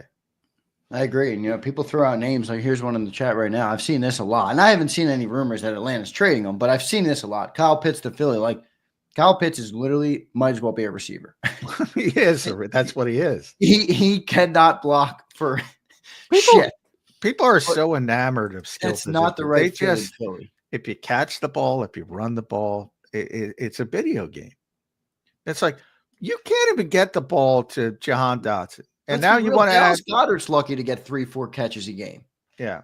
Well, Jalen trusts Dallas Goedert. No, I know, but I'm just saying in the progression of the offense, if Goddard has 3+ catches, it's a good day for Goddard. Yeah. Yeah, I don't get it. The obsession, especially if you're a fan of the Philadelphia Eagles and you just watched them win that Super Bowl. Like, I don't know how you can't see, wow. All right. Let's double down on that defensive front, offensive line philosophy. I don't know, but people love skill position players. They love it. They hate offensive line. They always hate. Not just Philadelphia, by the way. That's everyone. I love offensive linemen. when teams pick offensive linemen, you can go on any NFL fandom; they'll lose their shit. Oh, yeah. Well, remember, John, there's another industry that's attached to this, and it's our industry. But I'll tell you right now, we got a lot more views on JAKIB when we traded for AJ Brown than when we drafted Cam Jurgens. Well, I know. So that's what drives it. That's what drives it. I know, but that's why, I'm fighting a losing battle, but I'm trying to elevate this shit. Well, I agree with you. I'm willing to forgo the views on JAKIB for an offensive lineman. I'm good. Yeah. Camp's worked out. Where are all those people? I always joke where the Devin White people are. Where are the Cam Jurgens? Because I got a lot of hate. I'm a little nervous about that back, Johnny Mac. I know. I mean, there's somebody in my life that athletic in the gym every day, and they deal with backs. There's days they get up, they can't walk. I have to go back far with Tim Jernigan here for people that remember Tim Jernigan. He hurt his back, lifting weights, was never the same again. Yeah. Yeah, I'm with you there, but Cam Jurgens has already worked out. He has. As a draft pick. And people did not like that pick because I projected that pick. I could tell you that. Well, they need Cam Jurgens. They got Jason Kelce. Well, now you know. Well, that's a base. I mean, come on, people. That's base level line of thinking. That would be like drafting a tackle right now to be a right tackle, and everybody say, "Why do you have him? You have Lane Johnson." Well, Lane Johnson's 34. They're 35 years old. Come on, you got to get a contingency. It's about more than the moments. Yes, it is. John, you do a good job at talking about that. But, it is interesting. The whole tight end position that we talked about there is interesting. It is going to be interesting to see what they end up doing there with the offensive line, with the tight ends. You go to the draft. I take it you're going trenches. You going D-line, offensive line first? Yeah, well, for a couple. One, it's a deep draft. I'm going defensive line, defensive front. And we'll see. I mean, free agency could change that. But I mentioned Walter Nolan with Ian Cummings. If he falls, and there's some indication he might fall a little bit, I think that's a perfect potential replacement for Milton Williams. But obviously, if they sign Milton Williams, they don't need a defensive tackle. So, things can change pretty quickly. Then I'd probably shift to edge rusher and offensive line, because if you're at 32 and you can't trade out, it's a good indication that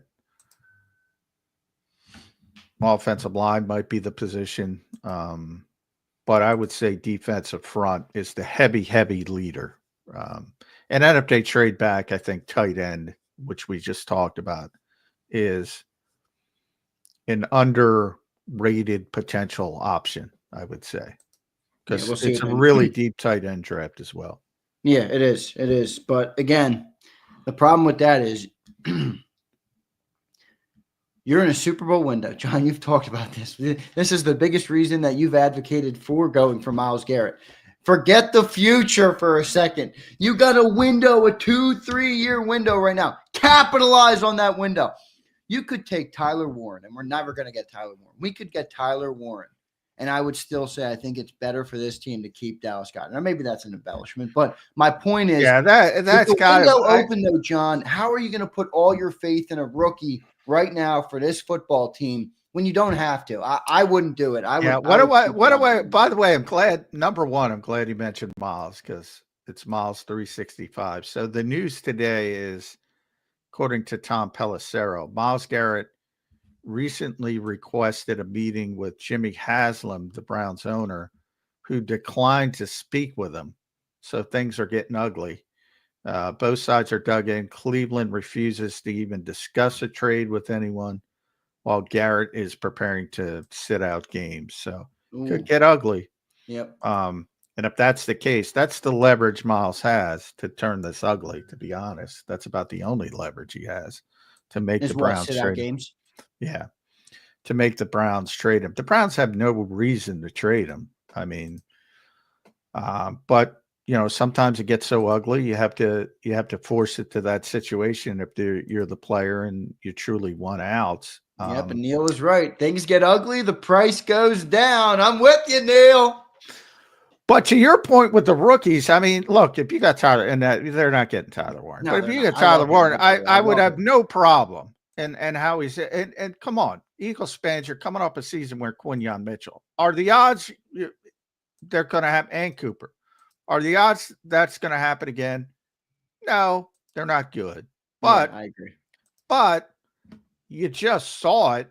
Sometimes it is a juggling game as a GM, and you do have to get younger. And if you get a player like that, which again they're not going to get, then I could see moving on.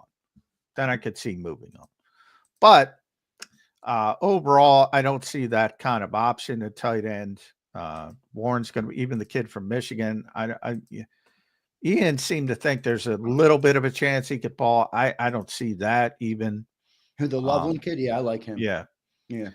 So I think you're talking about Taylor, Arroyo, those guys, the kid from Bowling Green. Think about, they just hired Scott Leffler to be, so he knows. I think it's Banning. We just talked about tight ends blocking. Yeah. He's not a good blocker, though. He's not blocking anybody.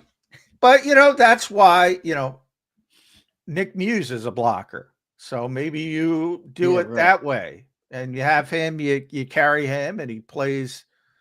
And most teams have to piecemeal it. You're not binding George Kittle. By the way, coming off Zach Ertz's 116 reception season, I said George Kittle was the best tight end in football. I got roasted, Zander Krause. No apologies to this day. No apologies. He's a better Kittle's player. A special player, yeah. Yeah. Kittle's a special player, no doubt about it. Well, got it. Look, the Ertz is interesting because he's still playing pretty good. I mean, he's not the same Zach's guy. great. Zach's yeah, great. He's still playing good, man. I mean, and that's where I wonder, like, how do you think Howie Versman views that saga of moving on from Ertz and having Goedert? Like, do you think he learned anything from that in terms of something he would want to do differently? Because I don't think he made a bad move in any of it, really. But I do wonder if he looked at Ertz and said, boy, I probably could have just kept him here for the rest of that season or another year, because they kind of were in nobody land with tight end 2 for a little bit. You think there's anything he learned from there that he would try and do differently with the Goedert situation? I mean, if it's anything, Zach wasn't happy. It's a very similar situation to Carson Wentz and Jalen Hurts. Very similar, except Zach performed. Yeah. But he didn't take it well. No. So I don't, you got to make difficult decisions as a GM in the NFL, obviously. And one of them is when you have a proven player who is getting either too expensive or getting to the age where the decline is coming, and you got to bring in somebody to take their job. And how are they going to handle it? Some people like a Slay, because of how he grew up in the league, he's very helpful, tries to help everyone, tries to help people off his team. Most people go the opposite direction, saying, wow, this fucking guy's here to take my job. I'm not going to help him. I'm not going to do that. I'm not going to. Story of the world, baby. Everybody's different. Everybody's got what makes them different. No doubt about that, Johnny Mac. John, some good stuff there that we talked about. I want to hit a couple of super chats, and then we got a couple more great topics here. I think the cornerback topic is still something that we got to talk about. We're both on the same page on tight end. I do look, and I wonder what they're going to do. I think you think a second round pick? I think it's going to be the 3rd round pick, but you think it's 2nd round pick for tight end? Depends. I mean, it depends where I think they're going to have 2 2nd-round picks. I think they're going to trade down, if at all possible, and then have the 64th pick. So I think if they have 2, I think it's a very good chance one of them will be a tight end.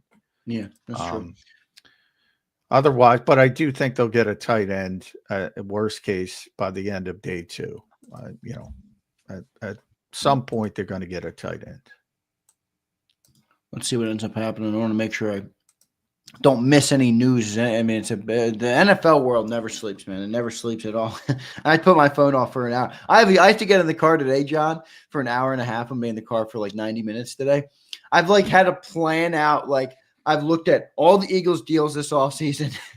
What's the best 90-minute window to give myself the chance to get out, get back, so that if the Eagles make a move, that I'm going to be in my studio. Yeah, you never know. I mean, it used to be 10:05 as soon as Spurs 360. Right. That seems to be what it's been, right at the end of Birds, or it seems to be like 1, 2 o'clock. So 11:30, 11-ish. I'm thinking about I got to get out of here and try and get back by 12:30. But we'll see what ends up happening in that regard. Let me get to these 2 super chats. I want to thank everybody again for being here. Love all you guys. Appreciate all the support. Brian Pumper, what's up, Pump? He says, I believe in Johnny W., a J-Jaw level blocker. Let the kid develop. Don't let one drop cloud your judgment. Well, it wasn't one drop, but he did drop in the Super Bowl. Didn't show the best hands. The Eagles insist that he's not a tight end, and they're going to keep him at receiver. So we'll see how that shakes out. But he's got to play better. If he plays like the way he played this year, he's going to get cut. Eagles like to keep their draft. Same thing with Anais Smith. I mean, they kept Anais Smith. Why? Because he was a draft pick. Probably didn't deserve to be there. So both of those guys they got to perform better.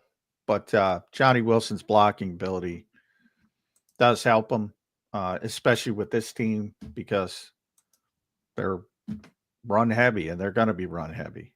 So maybe he's probably got a leg up on Anais Smith from that perspective. But both of them have to perform better if they want to stick around. Yep, no doubt about it. He was not good this year, Pump. Anwan, what's up, brother? Hope you're doing well. Anwan Atkins, appreciate you being here. He says, thank you, Zay. Shit don't make sense. Tom didn't have Super Bowls. He wouldn't be the GOAT. So if that case, John, you saying Rodgers and Peyton was better than Tom because they was more talented? Yeah, no offense, and Juan, but I don't care what you think of my opinion. It's like I don't get people who think that. To me, first of all, I said to me, Peyton Manning, I've said it very consistently, is the best regular season quarterback of all time because of his consistency from year to year, week to week, and his ability to put his team in a position to win games. I think Tom's number 2. So that's not really an insult, because he did the same thing for an even lengthier period of time, honestly. As we talked about, 2 decades in New England, and then went to Tampa Bay and was able to have 2 good seasons before one of his, I think the only season, I could be wrong, but for people that love wins and losses as a quarterback stat, I believe Tom Brady's last season was the only season he finished under 500 as a starting quarterback. That's insane, man. And he went like 18 years. Now there was the injury year. I think he won 18 straight years where his team at least won 10 games.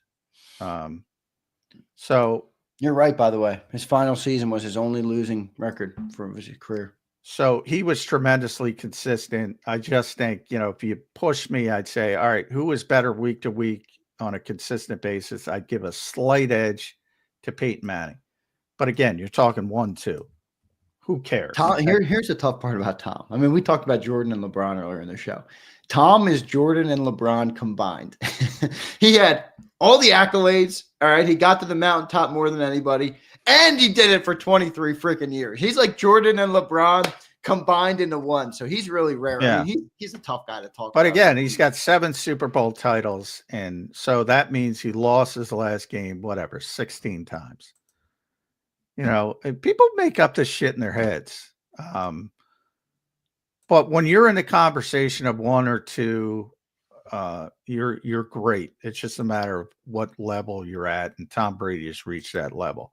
As far as Aaron, as I've described it for years, at his height, nobody has played the position at a higher level. That's how I describe it. And I've heard that from different people in the industry. And I think if you watch Aaron Rodgers at his height, I think you have a tough time disagreeing with that. At his height, nobody has played the position at a higher level. Now, the greatest of all time, and that's why I don't put Aaron in that category, is about longevity, which he has. And it's also about, the championship part of it, which exists. I acknowledge it exists. I'm saying, but as who was our commenter? That's casuals, man. Look, Tom's the first to tell you. Tom's on TV every week now. Tom does podcasts with Jim Gray. Tom talks about it all the time. You can't, and Nick Sirianni talked about this. That one of the dumbest criticisms of any quarterback is his supporting cast. Nobody in the history, none of these names we're talking about, even Tom Brady, Peyton Manning, Aaron Rodgers, even if you want to throw in the Dan Marinos, the Patrick Mahomes, Jalen Hurts, any name you want to throw in there, none of them could win without a good supporting cast. None of them. Nobody brings a bullshit team except for them to a Super Bowl championship. It doesn't work that way. It doesn't work that way. None of them can win without a good supporting cast. I don't disagree. I mean, I don't think there's anybody that can disagree with that. There's a lot of people that think we're talking about football. This is a team game. There's no doubt about it. But again, there's a lot of people that think Tom Brady's going to win. Tom Brady's going to win no matter what. Like New England have great defenses ahead of the curve for those years. They say we didn't have receivers until he got Randy Moss. He didn't even win with Randy Moss. He won 16. He won 18 in a row. but he didn't win the final game. And I argue that's the best team he ever had, but he didn't win. I don't. This is one of those conversations that wants me to bang my head against the wall. It's like he didn't win on his best team. Locally, I always bring up the Ryan Howard, Jimmy Rollins Phillies. They had a 3-year run where they were probably the best team in baseball, just consistently the best team in baseball. The year they won was the worst of those 3 teams. New England, Tom's won 7. The best team he ever played on did not win.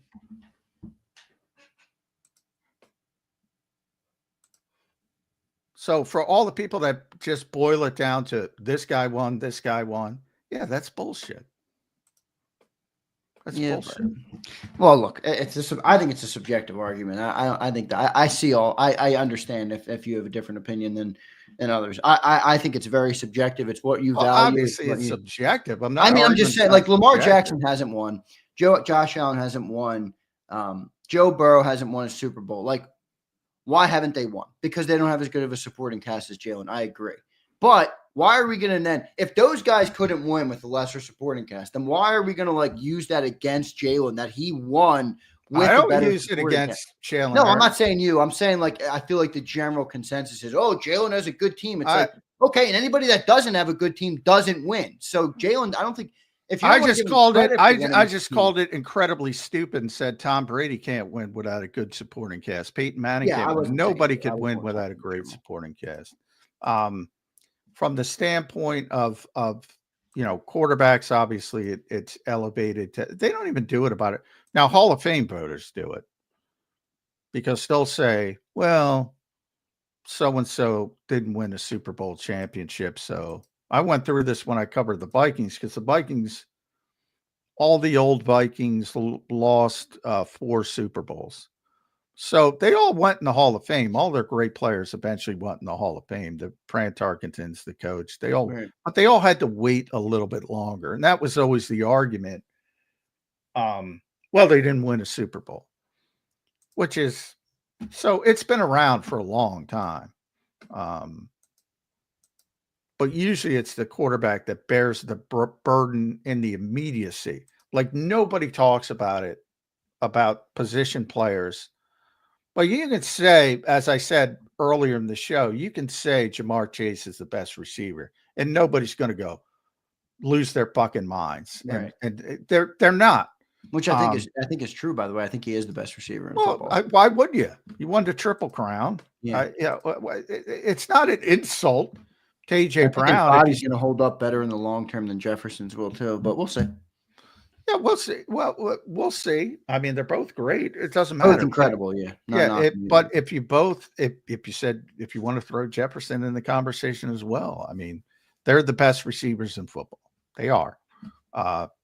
If you say Myles Garrett is the best edge rusher, nobody's going to shit on you. Josh Sweat had a hell of a Super Bowl.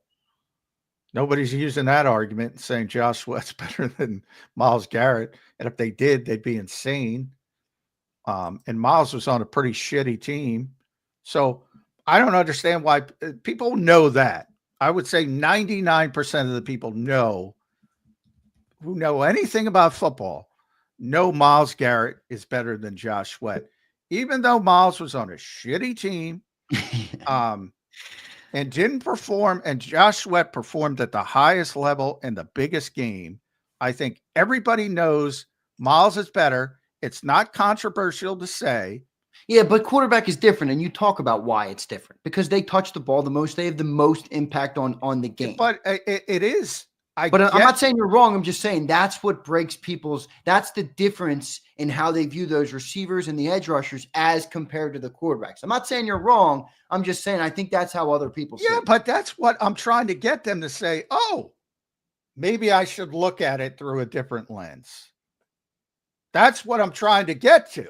Yeah. It's not logical. I like this word. I mean, Keith says how it's a team game. There's going to be so much nuance. I agree completely. I mean, there's so much. And it's not logical to remove the nuance when talking about just quarterbacks. I agree with that. I definitely agree with that for sure. Good stuff. John, I want to ask you a question that's out. We'll go outside of football, outside of Eagles for a second. I want to ask you a question because you just brought up, when you covered the Vikings. Do you have a favorite era of your career, like a favorite time period or even a favorite year or something that you personally enjoyed covering the most or got the most fulfillment out of or any of those things? Yeah, probably early, before I became jaded. Mike Tice, when he coached the Vikings, it was also a different time. There's far more access. There's far more ability. Mike Tice used to, and those were the days of 2-a-day practices and all that kind of stuff. So after the morning practice, those were long days, by the way. Those people talk about that romantically. That was a pain in the ass, man. That was tough, I bet. Yeah. Those were long days. So after the morning practice, he would always walk around the fields at Mankato State. It's now Minnesota State, but Mankato State University at the time.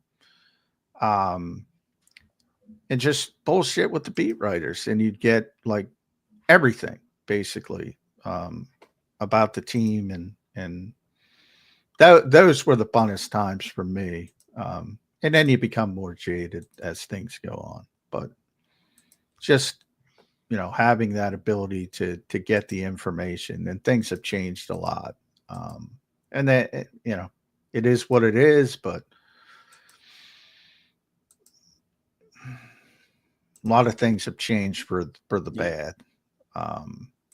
And those were the funnest times for me, but it has nothing to do with team. It has nothing to do with team. It has nothing to do with a good team, bad team, indifferent team.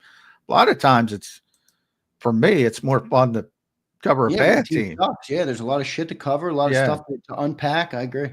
But yeah, it has nothing to do with team success. I always say I root for people. So and you can probably, if people that listen to me every day, Slay's a guy who's not very popular today. I love Slay. I'll always love Slay because he's honest. He's truthful. I love AJ. People joke, I'm team AJ, blah, blah, blah. I love him. I root for people. And I root for their success, good people. And then as far as good team, bad team, indifferent team, doesn't change the job. So that part doesn't affect me that much. Yeah. I think it's something I want to do this offseason, John, if you will. I want to get some more stories out of you from the past. I think people would like that, man. I think when we're in this offseason period, people would enjoy listening to some of that because you've obviously had a lot of it. Long journey through, covering a lot of teams and a lot of different things. So we'll unpack some more of that in the offseason. Great stuff there from Johnny Mac. Let's get to the super chat here. Brandon Lewis checking in again. What's up, Brandon? Aaron Rodgers said it himself years ago. The 2011, 2019, and 2020 Green Bay teams were better than the 2010 team that won. Yeah, I haven't heard that, but it would surprise. Yeah, I mean, there's a lot of teams. I covered the 98 Vikings. I mean, that team was phenomenal. They didn't win. There's a lot of teams that, Jody used to ask me who was better, the Super Bowl 57 Eagles team or the Super Bowl 52 Eagles team. And to me, the 57 team was better, but they didn't win. So that's a hard argument to make. Right. I covered both of them. It's a better team, 57. And then 59 is better than 57. This team was, I think, better. Although you can make an argument. I think it's closer. I've said that. I think it's closer than people think. But I think this team was better defensively. But that team was better offensively. So it's a lot closer than people think. Or at least more well-rounded, I would say, offensively. It'd be interesting to hear how you look back at, maybe we'll do that one time, but all the Eagles years that you've covered. I think once you have a little bit more. A lot of freaking success, I'll tell you that. Success. I know it might be harder to differentiate. I think hindsight might give you a little more clarity in the future. We'll talk to you about that. John, we talked Goedert. We talked the potential of Isaiah Rodgers. Something else I want to ask you is, are there any sleeper young guys that are already on this team that are going to have an impact next year? One guy I'm thinking of that comes to mind, we talked about offensive line earlier in the show today, is Trevor Keegan. They spent a draft pick on him last year. They stashed him this year. Not to say he's a guy, but is there any guys like that that you think are going to have more of an impact on the team this year, that fans will start to know a little bit more, that people will be watching in games? We spoke about Sidney Brown a little bit earlier. Obviously, every team has changed. Maybe young guys will have a bigger role in that. Is there any young guys right now in this roster that people might not know about but should know about going into the year? Well, I think number one, but they already know, is Kelee Ringo, because I think he's most likely the one that gets thrown into the deep end of the pool. I think even if they bring Isaiah Rodgers back, I think they want Kelee Ringo to take that job. I agree. And then we talk about Alex Hunt, but people know him. Sidney's a good one because, as I said, coming off the injury, he was not himself. And if you remember, he got hurt again. That wasn't a new injury. It was, the old injury not really coming along as they expected. So hopefully now that he's got time to really heal up, and it'll be essentially 2 years, the second year off the injury, I think he's got a chance, and maybe he's a little bit lower. Ben Van Sumeren's a guy I talk about a lot, and Yeah, we'll have to see how Ben comes back from his injury, because he tore his ACL. So that can affect him, but he's somebody to keep an eye on, and people got to look at him. Moro Jomo's a big one. I think Moro Jomo, I should have mentioned him first, probably, because I'm not saying if the Eagles lose Milton Williams that they're not going to go out and sign somebody or draft somebody, because they probably will. But, to me,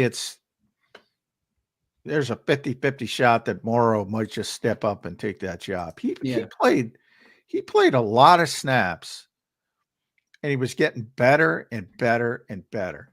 Yeah, you gave me the snap number. I was surprised, but I knew he played. I didn't think it was as much as it was. It was like what, 450 plus or something in that range? I think it was 440. I can look up exactly, but he played more, and that includes the playoff run. So that's pretty significant. Yeah. He played more than Jordan Davis at the end. Now, part of that was just because of how the Eagles play defense, and they were stopping the run with 4-man fronts. So they weren't playing a lot of 5-man fronts. So he ended up at 490, actually. 490. Jordan was 444. So Morrow ended up at 490. Now, most of that is he's in obvious pass rushing situations. 342 of those times he was rushing the passer. So he's he was a third down player. He was a obvious passing situation player. Whereas Jordan Davis, of those 444, 215 were, run snaps, 229, because so many teams throw the football. Remember, it's 60-40. So it's always going to be pass tilted. But, he's basically out there. What that tells you, he's out there on first down. Now, if the Eagles struggle with the run next year, for whatever reason, Jordan Davis is going to play more. And then, that's how it's going to work with Jordan Davis. But Moro Jomo is a guy that is really showing some signs that he could be a good player. You mentioned Keegan. Him and Darren Kennard as well. I mean, they kept him the whole season. They didn't play. So right. That's why I thought maybe they have something for him in the future. Well, yeah, they like, Jeff Stoutland takes a liking, and it's about. Well, yeah, I mean, like he kept Keegan and let McMahon, that Dylan McMahon walk immediately. So I'm like, there must be something he liked about Keegan, right? Well, Keegan's got more versatility. He's bigger. He's a higher draft pick. Dylan McMahon's very undersized. They would have liked to have kept Dylan McMahon, but I think somebody signed him recently. No, the Rams. Oh yeah, they claimed him off waivers when the Eagles tried to sneak him through, and then they just signed his exclusive. So a lot of times you'll see these headlines. It was an exclusive rights free agent deal. He was the Rams property. They just he just signed his tender basically. Right. So he's with the Rams, but he's strictly a center. Trevor Keegan can play all the interior positions in theory. So he's got more versatility. He's bigger. He's a higher draft pick. So it's no surprise that they lean towards Trevor Keegan over Dylan McMahon when they had to get somebody through waivers. Yeah. Darren Kennard's probably the more interesting because he's more of a veteran type. But you tend to trust Jeff Stoutland, but they didn't play at all. I mean, they didn't play at all. Even week 18, Trevor Keegan played. Kennard started. Trevor Keegan didn't start, but he played. Then he came in as a sub. Out of all these backup offensive linemen, which one would be the backup center? Or if a bad case scenario did happen, who would be the center? Landon Dickerson. Don't keep Landon in the conversation. Give me a depth guy I'm talking about here. Brett Toth is the third center. But no, literally, if as they did in the they would championship Landon game. over. Yeah. I'm not being facetious. He's the backup center. And Brett Toth would be the third center. And then probably Keegan would be fourth. But I just wonder about that back surgery. I wondered real quick if they were maybe going to add somebody to that room. John, real quick, we got 12 minutes left on the show. Here's what I'm going to do. All right. Because I do want to, I think there might be a move that's come down today. I told you I'm planning out my 90-minute excursion to try and make sure I'm in the studio when it happens. The Eagles have 7 draft picks this year, as it stands right now. I know they're probably going to move. Let's be real. They always move. They have no 6th or 7th round picks, and they have 3 5th-round draft picks. I'm going to give you the draft pick. There's 7 of them, and you can do this rapidly. We don't need to get into too deep because we don't have much time left, but I want you to give me the position that you think they're going to go, just to give people an idea of what John McMullen thinks the Eagles are going to target position-wise in this draft. We're not doing players, nothing like that. I'll give you my 7 real quick, and then we'll run through it with you. First round, I put defensive end. I think they're going to go defensive end. Round 2, pick 64, I picked offensive lineman there. I think they're going offensive line. Round 3, pick 96, I went tight end. I think that's where they grabbed their tight end. Round 4, I went defensive tackle. And the first round 5 pick, I went linebacker. I'll explain that reasoning later. Shout out to Cilio. He gave me an interesting tidbit that I think they'll go linebacker. 6, I went running back. And 7, I went wide receiver just in case they didn't believe in any of the young guys and for life after Jahan Dotson. Those were my 7. John, I'll ask you. Round 1, position group. Well, they're going to trade a bunch of these picks. So I know they are. I said that. But like they're not going to. I'm going to go defensive tackle first. Okay. Second, I'm going to go tight end. Third, I'm going to go edge rusher. This is a little bit deeper. Then where are we on day 3? What do we got? We got 4 and then 3 5s. 4 and 3 5s. Boy, that's about best position. That's about best player at that point. Yeah. But I'm going to go. They'll definitely get a wide receiver in the group because I don't think they're enamored with Anaya Smith or Johnny Wilson. I agree. I think they'll draft another defensive back. Could be corner, could be safety, could be corner safety versatility. So I'm going to call it defensive back. I think they will draft an offensive lineman in day 3 to make Jeff Stoutland happy. Yeah, I was waiting for you to say O-line, man. Give him a day 3 pick that he really likes. He's really passionate about. They tend to do that. And then I do believe if they're not going to bring Kenny Gainwell back, they got to draft a running back at some point as well. Because even if you upgrade Will Shipley to backup, you need a third guy. So I think they have to get another running back in here. Yep, good philosophy there. I liked the way you went. I was surprised you didn't go offensive line in those top 3 rounds. You don't think so, huh?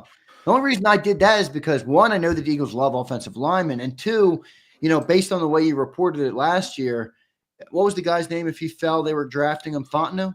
Yeah.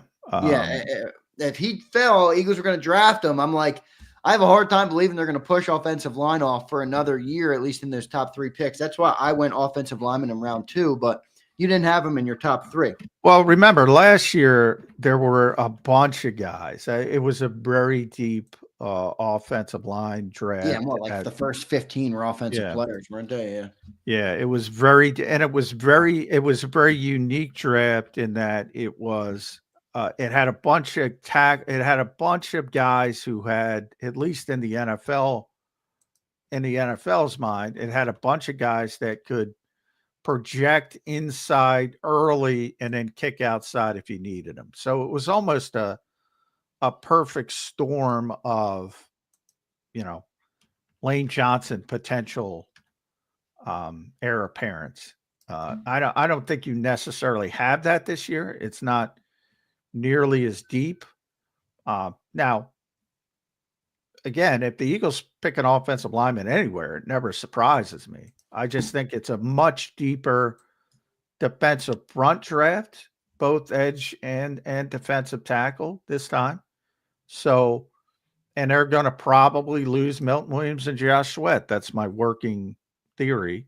So they have to double down at a position, because I'm grouping them together now, at a position they need to fortify, and it's one of the deeper positions in the draft. So I think it's offensive line not as strong this year, defensive front stronger than last year, and it matches up with a bigger need this time because the Eagles are going to need to replace most likely Josh Sweat and Milton Williams. Yeah, it makes sense. Makes sense. Johnny Mac, good stuff there, brother. Great week of shows today. All right, we had the 4 big moves from the Eagles. I think we broke down a lot of the great talking points as we move on. We talked about the tight end. We talked about Becton and Steen. Is it Steen's time? Will Becton return? We talked about the cornerbacks replacing Darius Slay on the outside. Is it Rodgers? Is it Ringo? Is it another guy on the outside of the organization? We hit on that, and then we talked about some young guys stepping up, and then the draft there. So I think we covered it all today on this Football Friday. It's been a great week on Birds 365. But Johnny Mac, Howie ain't sleeping. I know he's not sleeping. Howie's at work this week. Yeah. So what is next, John? Is it Becton today? What's coming down the pipe? I know something. Nothing happened yesterday. I was waiting. I was refreshing my Twitter feed, waiting for the news to come of Howie making a move. What's coming today, J-Mac? Yeah, I think Dallas Goedert is, as I said, if you're looking for pre-negotiation period potentials, I think Dallas Goedert's in it. I think Mekhi Becton's in it. I think Isaiah Rodgers is in it. I think, we were just talking running back. If the market isn't there, and generally the market isn't there for backup running backs, I think even Kenny Gainwell is a potential off the. Because, I always talk about Ken. Kenny's a guy we never talk about, but the coach loves him and the quarterback loves him. That's a good position to be in. You can get him back for a year and $3-4 million. Right. Why not get it done? So those are kind of the potentials that might get done before the negotiation period. Becton's an interesting one because he seems to want to be here, but I also think the Eagles aren't going to break the bank, and I'm sure he's getting advice to, hey, let's wait and see what we can get. Right, let's at least test the market. Yeah. So that's going to be an interesting one to see what they end up doing there with Becton and Steen, and obviously the whole situation on the offensive line. We'll see what they end up doing there. And Cam Jurgens, I didn't mention. I think he gets pushed back. I've mentioned it during the show. Yeah. I think because of the back surgery, I think potential extension for Cam. It's coming, barring anything catastrophic, but I think it got pushed back a little bit. Yeah, I agree. We'll see what they end up doing. The tight end one is good because I just don't know how you let Goedert go at this point, and we'll see what they end up doing. Like, do you think that could be like an extension that like would come in the next week, or would that be like a later development, see what happens in the draft type of thing? No, I think it could come before Monday. We might be doing a football 24/7 on that. Yeah. Yeah, they have to make a decision at tight end, and they have to do something with his contract. So either or, if they want to go in a different direction, they probably have to declare that before the new league year. So I think if I were to rate those options, Dallas would probably be number one, to be honest.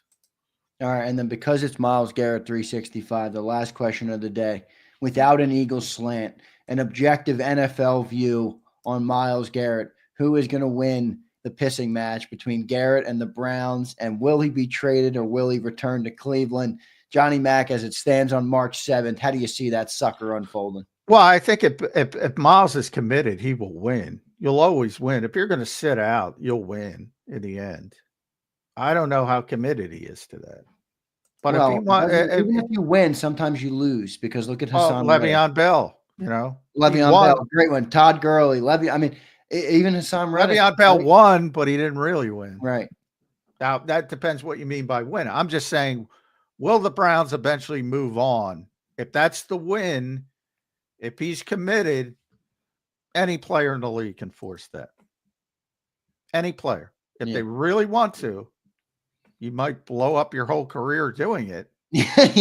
Might blow up your reputation, your team, and your career, but it can happen. Yeah. But, I mean, if he's going to sit out games, eventually they're going to have to come to Jesus moment. But that's going to be long past trading him to the Philadelphia Eagles in March. Yeah. I don't think that's happening. Yeah. I wonder if Haslam will meet with him. Well, he's not. And that's another, read the room, dude. At least have a conversation with him. Yeah. Try to repair a break. So many of these teams, the Eagles, long before we never talk about, well, we do talk. We probably talk about more on this show than any other show, but the Eagles beat half of this league with their owner just by the way he runs the team. Yeah. They're better than half of the league. Would have a better sense on basic business. That's not anything groundbreaking. Your best player wants to have a conversation about the direction of the franchise, and because he's unhappy, you're not going to have a talk with him? And that's a report, but Tom's very good. Tom Pelissero. So I don't know that for a fact, but that's being reported. If that's the case, that's just dumb. Yeah, I agree. Stupid. That's just dumb. But it's the Cleveland Browns, so it doesn't surprise me. It doesn't surprise me at all. No doubt about it. Johnny Mack, great show today, brother. We're here in the 10 o'clock, so we appreciate everybody for tuning in today. Your final thoughts, and maybe we'll talk to you later on today with what the Eagles end up doing. It's always possible with this football team, but your final thoughts on the week, on the moves that Howie made, and the potential moves that are upcoming. Your final thoughts here on this. Well, we got Friday at Birds 365. This is it, man. Monday is the start of the circus and free agency. Yeah. The legal negotiation period, and you will see, I think it was, DeAndre Swift. What was he, 8 minutes in? Oh, yeah. So, things are going to start to happen fast and furious. And Wednesday, things can become official. It's going to be a fun week next week. Yep. So if you're locked in on Birds 365 this week, I expect to see you all here, locked in, listening, commenting, sharing, talking about next week, because next week's going to be a good one in the NFL. I'm looking forward to it for sure. So big thanks to all of you guys for checking in today. Johnny Mack, great show as always. Great week of shows. As always, a big thanks to Birds 365 Nation. And Johnny Mack, we'll talk to you maybe later today, maybe tomorrow, maybe Sunday. Who knows when it will happen. But if not, Monday morning on Birds 365 is the one guarantee I can give you at 10:01 here on this Friday morning. Johnny Mack, great week of shows, brother. I will talk to you the next time, whenever that is. All right. And good luck with that 90-minute window. Yeah, I'm hoping I can plan that correctly. No, with my luck, the news will come right as I get in the fucking car. I'm sure. I'm sure that's how it'll go. Johnny Mack, thank you, brother. Appreciate it. All right. Thanks, everybody. All right. There's John McMullen joining in here. I got 5 minutes I can give everybody on Zander time today. There's one thing I want to talk about, and then we'll wrap it up. As I mentioned, I got to plan out this 90-minute window. So I got to be on the move. I got to shake and bake a little bit. So I can't stick around long with you to right now on Zander time. But I will say this. I want to ask you guys about Goedert, because real quick, and we'll hit on this, and then I'll move on, and we'll wrap up the show. Unfortunately, I don't have a lot of time today, so I apologize for that. Once we get a little bit, the one thing is when you end the season, like you have so much shit that like, all right, I had to check off a lot of boxes, right? So once I check off some of those boxes, I'm going to start doing middle of the day, a lot more middle of the day content as well to hang out with you guys, talk about football, talk about the Eagles, talk about the offseason, all the things that will come. So we'll do a little bit more of that as the offseason progresses. But right now, I said extend Goedert, draft a tight end in round 3. Do you object? Do you agree? And if you don't agree, what is your solution at tight end this year? I did see some of you guys saying, hey, man, this is a good football team with a great offense. Why are we tripping about this tight end position? It's time to move on from Goedert, get some youth in there, and roll. That's not how I see it, but I understand that line of thinking. If it is how you see it, what do you think on Dallas Goedert? All right. What do you think? Paul Mancini checks in. Goedert may be demanding a trade if no new extension. Wouldn't be surprised at all. We'll see what ends up happening, Mancini. I think they should extend him, but again, they might not want to. You're not wrong. Why are we worried about injuries? You can't predict them. I agree with that, Twiz, as always. Dirty Air, object, get draft capital. Dirty Air is ready to move on from Goedert. Dirty Air, I'm not with you on this, brother. I love you. I'm not with you on this. We had a Super Bowl window for 3 years. 2 years, 3 years. John says all the time how he plays in 3-year increments, not 10-year increments. Draft capital is great for the future of the team. We got a window. You want to get worse at the tight end position because why? I don't know. I'm having a hard time agreeing with that. I see your point. I see the line of thinking. I just can't agree with it. Jay Ronamu, what's up, brother? Hope you're doing well, man. It's been a little bit since I've seen you in here. I hope you're doing great, all right? Agreed. I love the physicality, obviously, that leads to injuries. But when he's playing man, he makes plays. Let's keep it going. I'm with you on that. All right. Dirty Air says, good tight end draft, and we won plenty of games without him. All right, Dirty Air. I can take that. It is a good tight end draft. I just not as convinced on putting that faith in a rookie like you are. All right. Not as in on that. But I do. You're not wrong. I mean, and look, you got AJ, you got Devontae, you got Saquon, you got the offensive line, you got Jalen Hurts. I mean, you're not wrong about that, but if you don't need to get worse at that position, why get worse? You know who our leading receiver was in the playoffs this year? Who was our leading receiver in the playoffs, everybody? It was Dallas Goedert. That's why I just don't – I know you won games without him, but when you needed him, you had him there. Why get rid of that? I don't know. I think those are some of the things that put you over the top. It's a game of inches.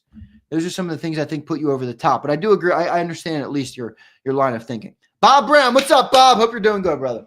Zander, I agree, but I'd also work a deal with Vegas for Mayer. I like Mayer, Bob, because he's young. I like Mayer. I like the move for Mayer because he's young, but Bob, what are you willing to send?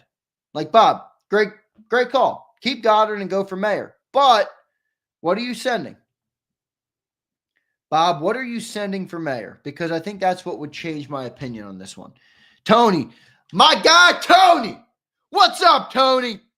I freaking love Tony. Tony's my boy, and Tony's got one of the finest C8 Corvettes you'll ever lay eyes on. You know, we're connected over on Instagram, and he sends me the videos. He just got it wrapped, PPF. Woo! Tony, that fucking vet is nice, my guy. Big Z, let's make another run. I'm with you, brother. I'm with you. Let's do it. Daz says, make the move up for Tyler Warren. Problem solved. Daz, they're not doing that. What do you want to trade? A 1 and a 2 and a 3 to move up to what? Top 15? What's it going to take to move up to top 15, Daz? The 1 and the 2, I don't think is going to be enough. 32 and 64 is probably not even enough to get you in the top 15. And what are we doing here? Jason A-Team, I want a second-round tight end. All right. I can work with that. Jason, in my rundown, Jason, I had tight end in round 3. Johnny Mack is with you. He had tight end in round 2. All right. I had tight end round 3. If he falls to 20, bam. Daz, you love your draft guys. Yes, you do, Daz. Where's Bob Brown? Did he follow up on what he wants to send for Mayer? Come on, Bob. Where'd you go? Eduardo, what's up, Eduardo? My God, appreciate you being here. I don't want to get rid of Goedert until after we get his replacement. Always can cuss Calcaterra, ain't it? And Calcaterra, let's be real. That dude is traffic cone would be generous, all right? You know, like you got like the big Husky industrial traffic cones, maybe that are like the color of my hat and my logo today. And then you got like those little pipsqueak cones, you know, maybe like the ones that the coaches used back when you played youth sports and they had you like run around them on the fields and stuff. Maybe like one of those cones. That's what Calcaterra is in the blocking game. Giving them an industrial traffic cone is too good. Fly, Eagles, fly. What's up, man? Hope you're doing well. Goedert has helped us reach in a pinch multiple times. If we can keep him one more year and draft his replacement, let's do it. I'm with you. Agreed. Slagger, my guy. What's up, Slag? You are aware that he's signed for 25, right? The issue is whether the Eagles want to take a 12 mil cap hit or restructure. Slagger, yes, I am aware. We've talked about that very extensively on the show. He has less guaranteed money this year. He's still under contract. He's not going anywhere. But is a situation brewing with less guaranteed money? Could he want out? Could he want to trade? Could he want another contract? I mean, those are all things that are going to happen. This is an order of business for the Eagles, no doubt about it. Zander, I'd send Vegas our second, 5th round pick for Mayer and a 7th. Now that I like, Bob. If that's what it is to get that deal done, I'd make that deal in a heartbeat, Bob. I'm not a GM. I'm not smart enough to know whether that's enough to get the deal done. I'll leave that to the experts and the people who do that for a living. But if that's enough, Bob, I concur. I'm with you. I agree. I would make that move. David LaPrade, what's up, David? Hope you're doing well, my guy. Hey, Big Z. Think it's going to be a good week next week. David, you and me both, man. Hey, look, it was a great week this week. 3 weeks ago, it was a great week when we were parading on Broad Street. 4 weeks ago, it was great when Jalen Hurts lifted the Lombardi. This is the Eagles' era. All right? I've been trying to tell you all, this is the Eagles' era. Whether Cilio likes it, whether Johnny Mack likes it, whoever, it doesn't matter. This is the Eagles' era, baby. Every week is a good week, David. Every day is a good day. If I'm alive and breathing God's earth and air, I'm good, baby. It's a good week and a good day. I'm with you, David. Appreciate you, man. Golden age. Yes, Jason. Yes. I love it. Oh, John. Secunda, I forgot to mention this to John today. I cannot believe I forgot to bring this up to John. Trey Hendrickson wants to be traded. You're correct. Led the NFL in sacks last year. Is he a better move than Goedert? I can't believe I fucking forgot to say that to John. What a miss. Secunda. That's my fault, brother. Curtis. What's up, Curtis? I got to run, guys. I got to run. Curtis, I don't pretend to be on top or get all the salary cap stuff.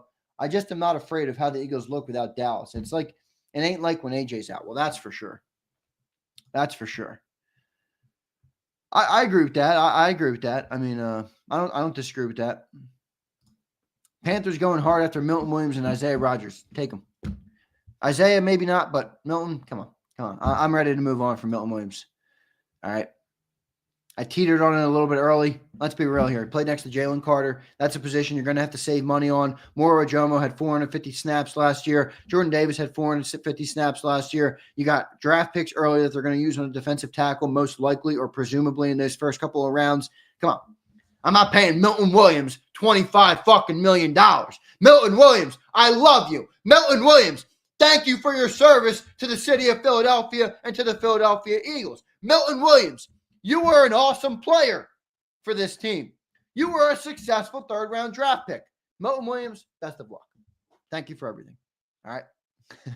That's how I say it. All right, I got to run, everybody. I appreciate all the great comments. I just wanted to check in because I love the community. I love you guys. You guys are what make this job fun for me. Dirty Air, Philly Don, Devin Shanahan, A-Team Daz, BB, Chuck Hutton, Jay Patterns, Twiz the Jigga, Flexing and Steppin', Dank Bird Gang, Curtis, Slagger, everybody. A-Team, Zane Manning, Dylan Busby, John Secunda, David LaPrade. If I didn't call out your name, I love you. Tony, Yak, Bob Brown, Dirty Air. I appreciate all you guys, man. You guys are the best. Zach, thank you all right? I appreciate you. If I didn't call out your name, you know I didn't mean to miss you. All right? I still love you. I got love for you. I read all the comments after. But I got to run. All right? I got some things I got to check off the to-do list today. You guys didn't comment on my orange Kango. This is a new orange. You know, I had the other orange. This is a different orange. All right? I had the new orange on today. This is a fresh, new orange that came in. All right? Matches on that McLaren logo. Can't believe I didn't get one comment about the orange Kango. Are you guys asleep at the wheel? No, this isn't salmon, Daz. You know, you want to know what this is called? He calls it peach orange. No, Eduardo, you know what it was called on Kango's website? Who knows what a kumquat is? Who knows what a kumquat is? Yes, I know. It's a ditty word. Oh, yeah, it's a fruit. Stop watching corn. It's a fruit. Electric kumquat. That's what it was called on Kango's website. I saw that motherfucker. I said, that's a purchase. That's a purchase. Done. Kumquat. It's actually with a K. It's actually with a K, Eduardo, but you got the spelling perfectly, except the C is a K. All right. So well done. 4 Reels. What's up, brother? I got some plans this weekend. All right. I'm going to try and get your thing on the wall. I got to rearrange the whole back. The whole back will change. All right. The whole back will change. Look at the Kango piles are building up. I mean, this is getting out of hand, everybody. It's getting out of hand. The Kango stack with all the Kangos on the wall, it's getting out of hand. Holy moly. All right, I got to run. All right, I love you all. All right, I got to run. Thanks, everybody, for everything. Thank you all for all the great support, comments, likes, shares. I appreciate each and every single one of you guys for all of the great support that you give JAKIB. JAKIB is nothing without you guys. All right. You know, I think there's a line of thinking that people, you know, at least not me, but, you know, maybe some people used to have is they make the shows. You know, I don't think that. I think you guys make this show. I think you guys who listen are the reason that JAKIB exists. It's not me. It's not Sills. It's not John. It's you guys. It's the great people who tune in, who support us, who send super chats, who become members, who do all the great things that we need in order to thrive. So thank you all. Curtis, Zander should give up Kangos for Lent. I already broke it, bro. I can't. No, I gave up Curtis. You know what I'm doing for Lent? No. 0 sweets. 0 sugar, 0 drinks other than water, no chips, no snacking after dinner. So only whole foods for regular meals time. So I'm not eating any other time of the day other than my main meals, and no sugar, no chips, no junk food, no snacks, nothing. So that's what I'm doing. And then I'm doing some things as well. So I'm doing some things as well with my faith as well, some prayer and some, you know, some extra churches and stuff like that. You know, Francis, I'm bad, man. I'm bad. Ash Wednesday, I had ashes on my forehead. I dropped an F-bomb on the show. I mean, come on, Zander. I just can't help it. So one thing, what do you want from me? I have a little bit of a potty mouth. I can't contain it. All right? Man. You got to be kidding me. All right, William, have an excellent weekend. Appreciate you, brother. Bombay Trippy, that's my everyday Lent. Bombay, well done by you, bro. I appreciate you. No junk food is healthy work. Yeah, trying to get the body right. All right, got to get back in the gym this offseason. I have been working too hard, man. Working too hard. All right, working too hard. So I have not been in the gym at all. I'll be doing that again though. So thanks everybody again. Love all you guys. See you next time on Birds 365. You've been listening to Birds 365, the destination for the passionate Eagles football fan who bleeds green. If it's Eagles football, we're talking about it. Debate inside the locker room and guests that are some of the greatest football minds from around the region. We hope you enjoyed the show. We know we had a blast. Make sure to like, comment, and subscribe, and we'll be back soon. But in the meantime, hook up with us on social media at JAKIB Sports. See you next time on Birds 365.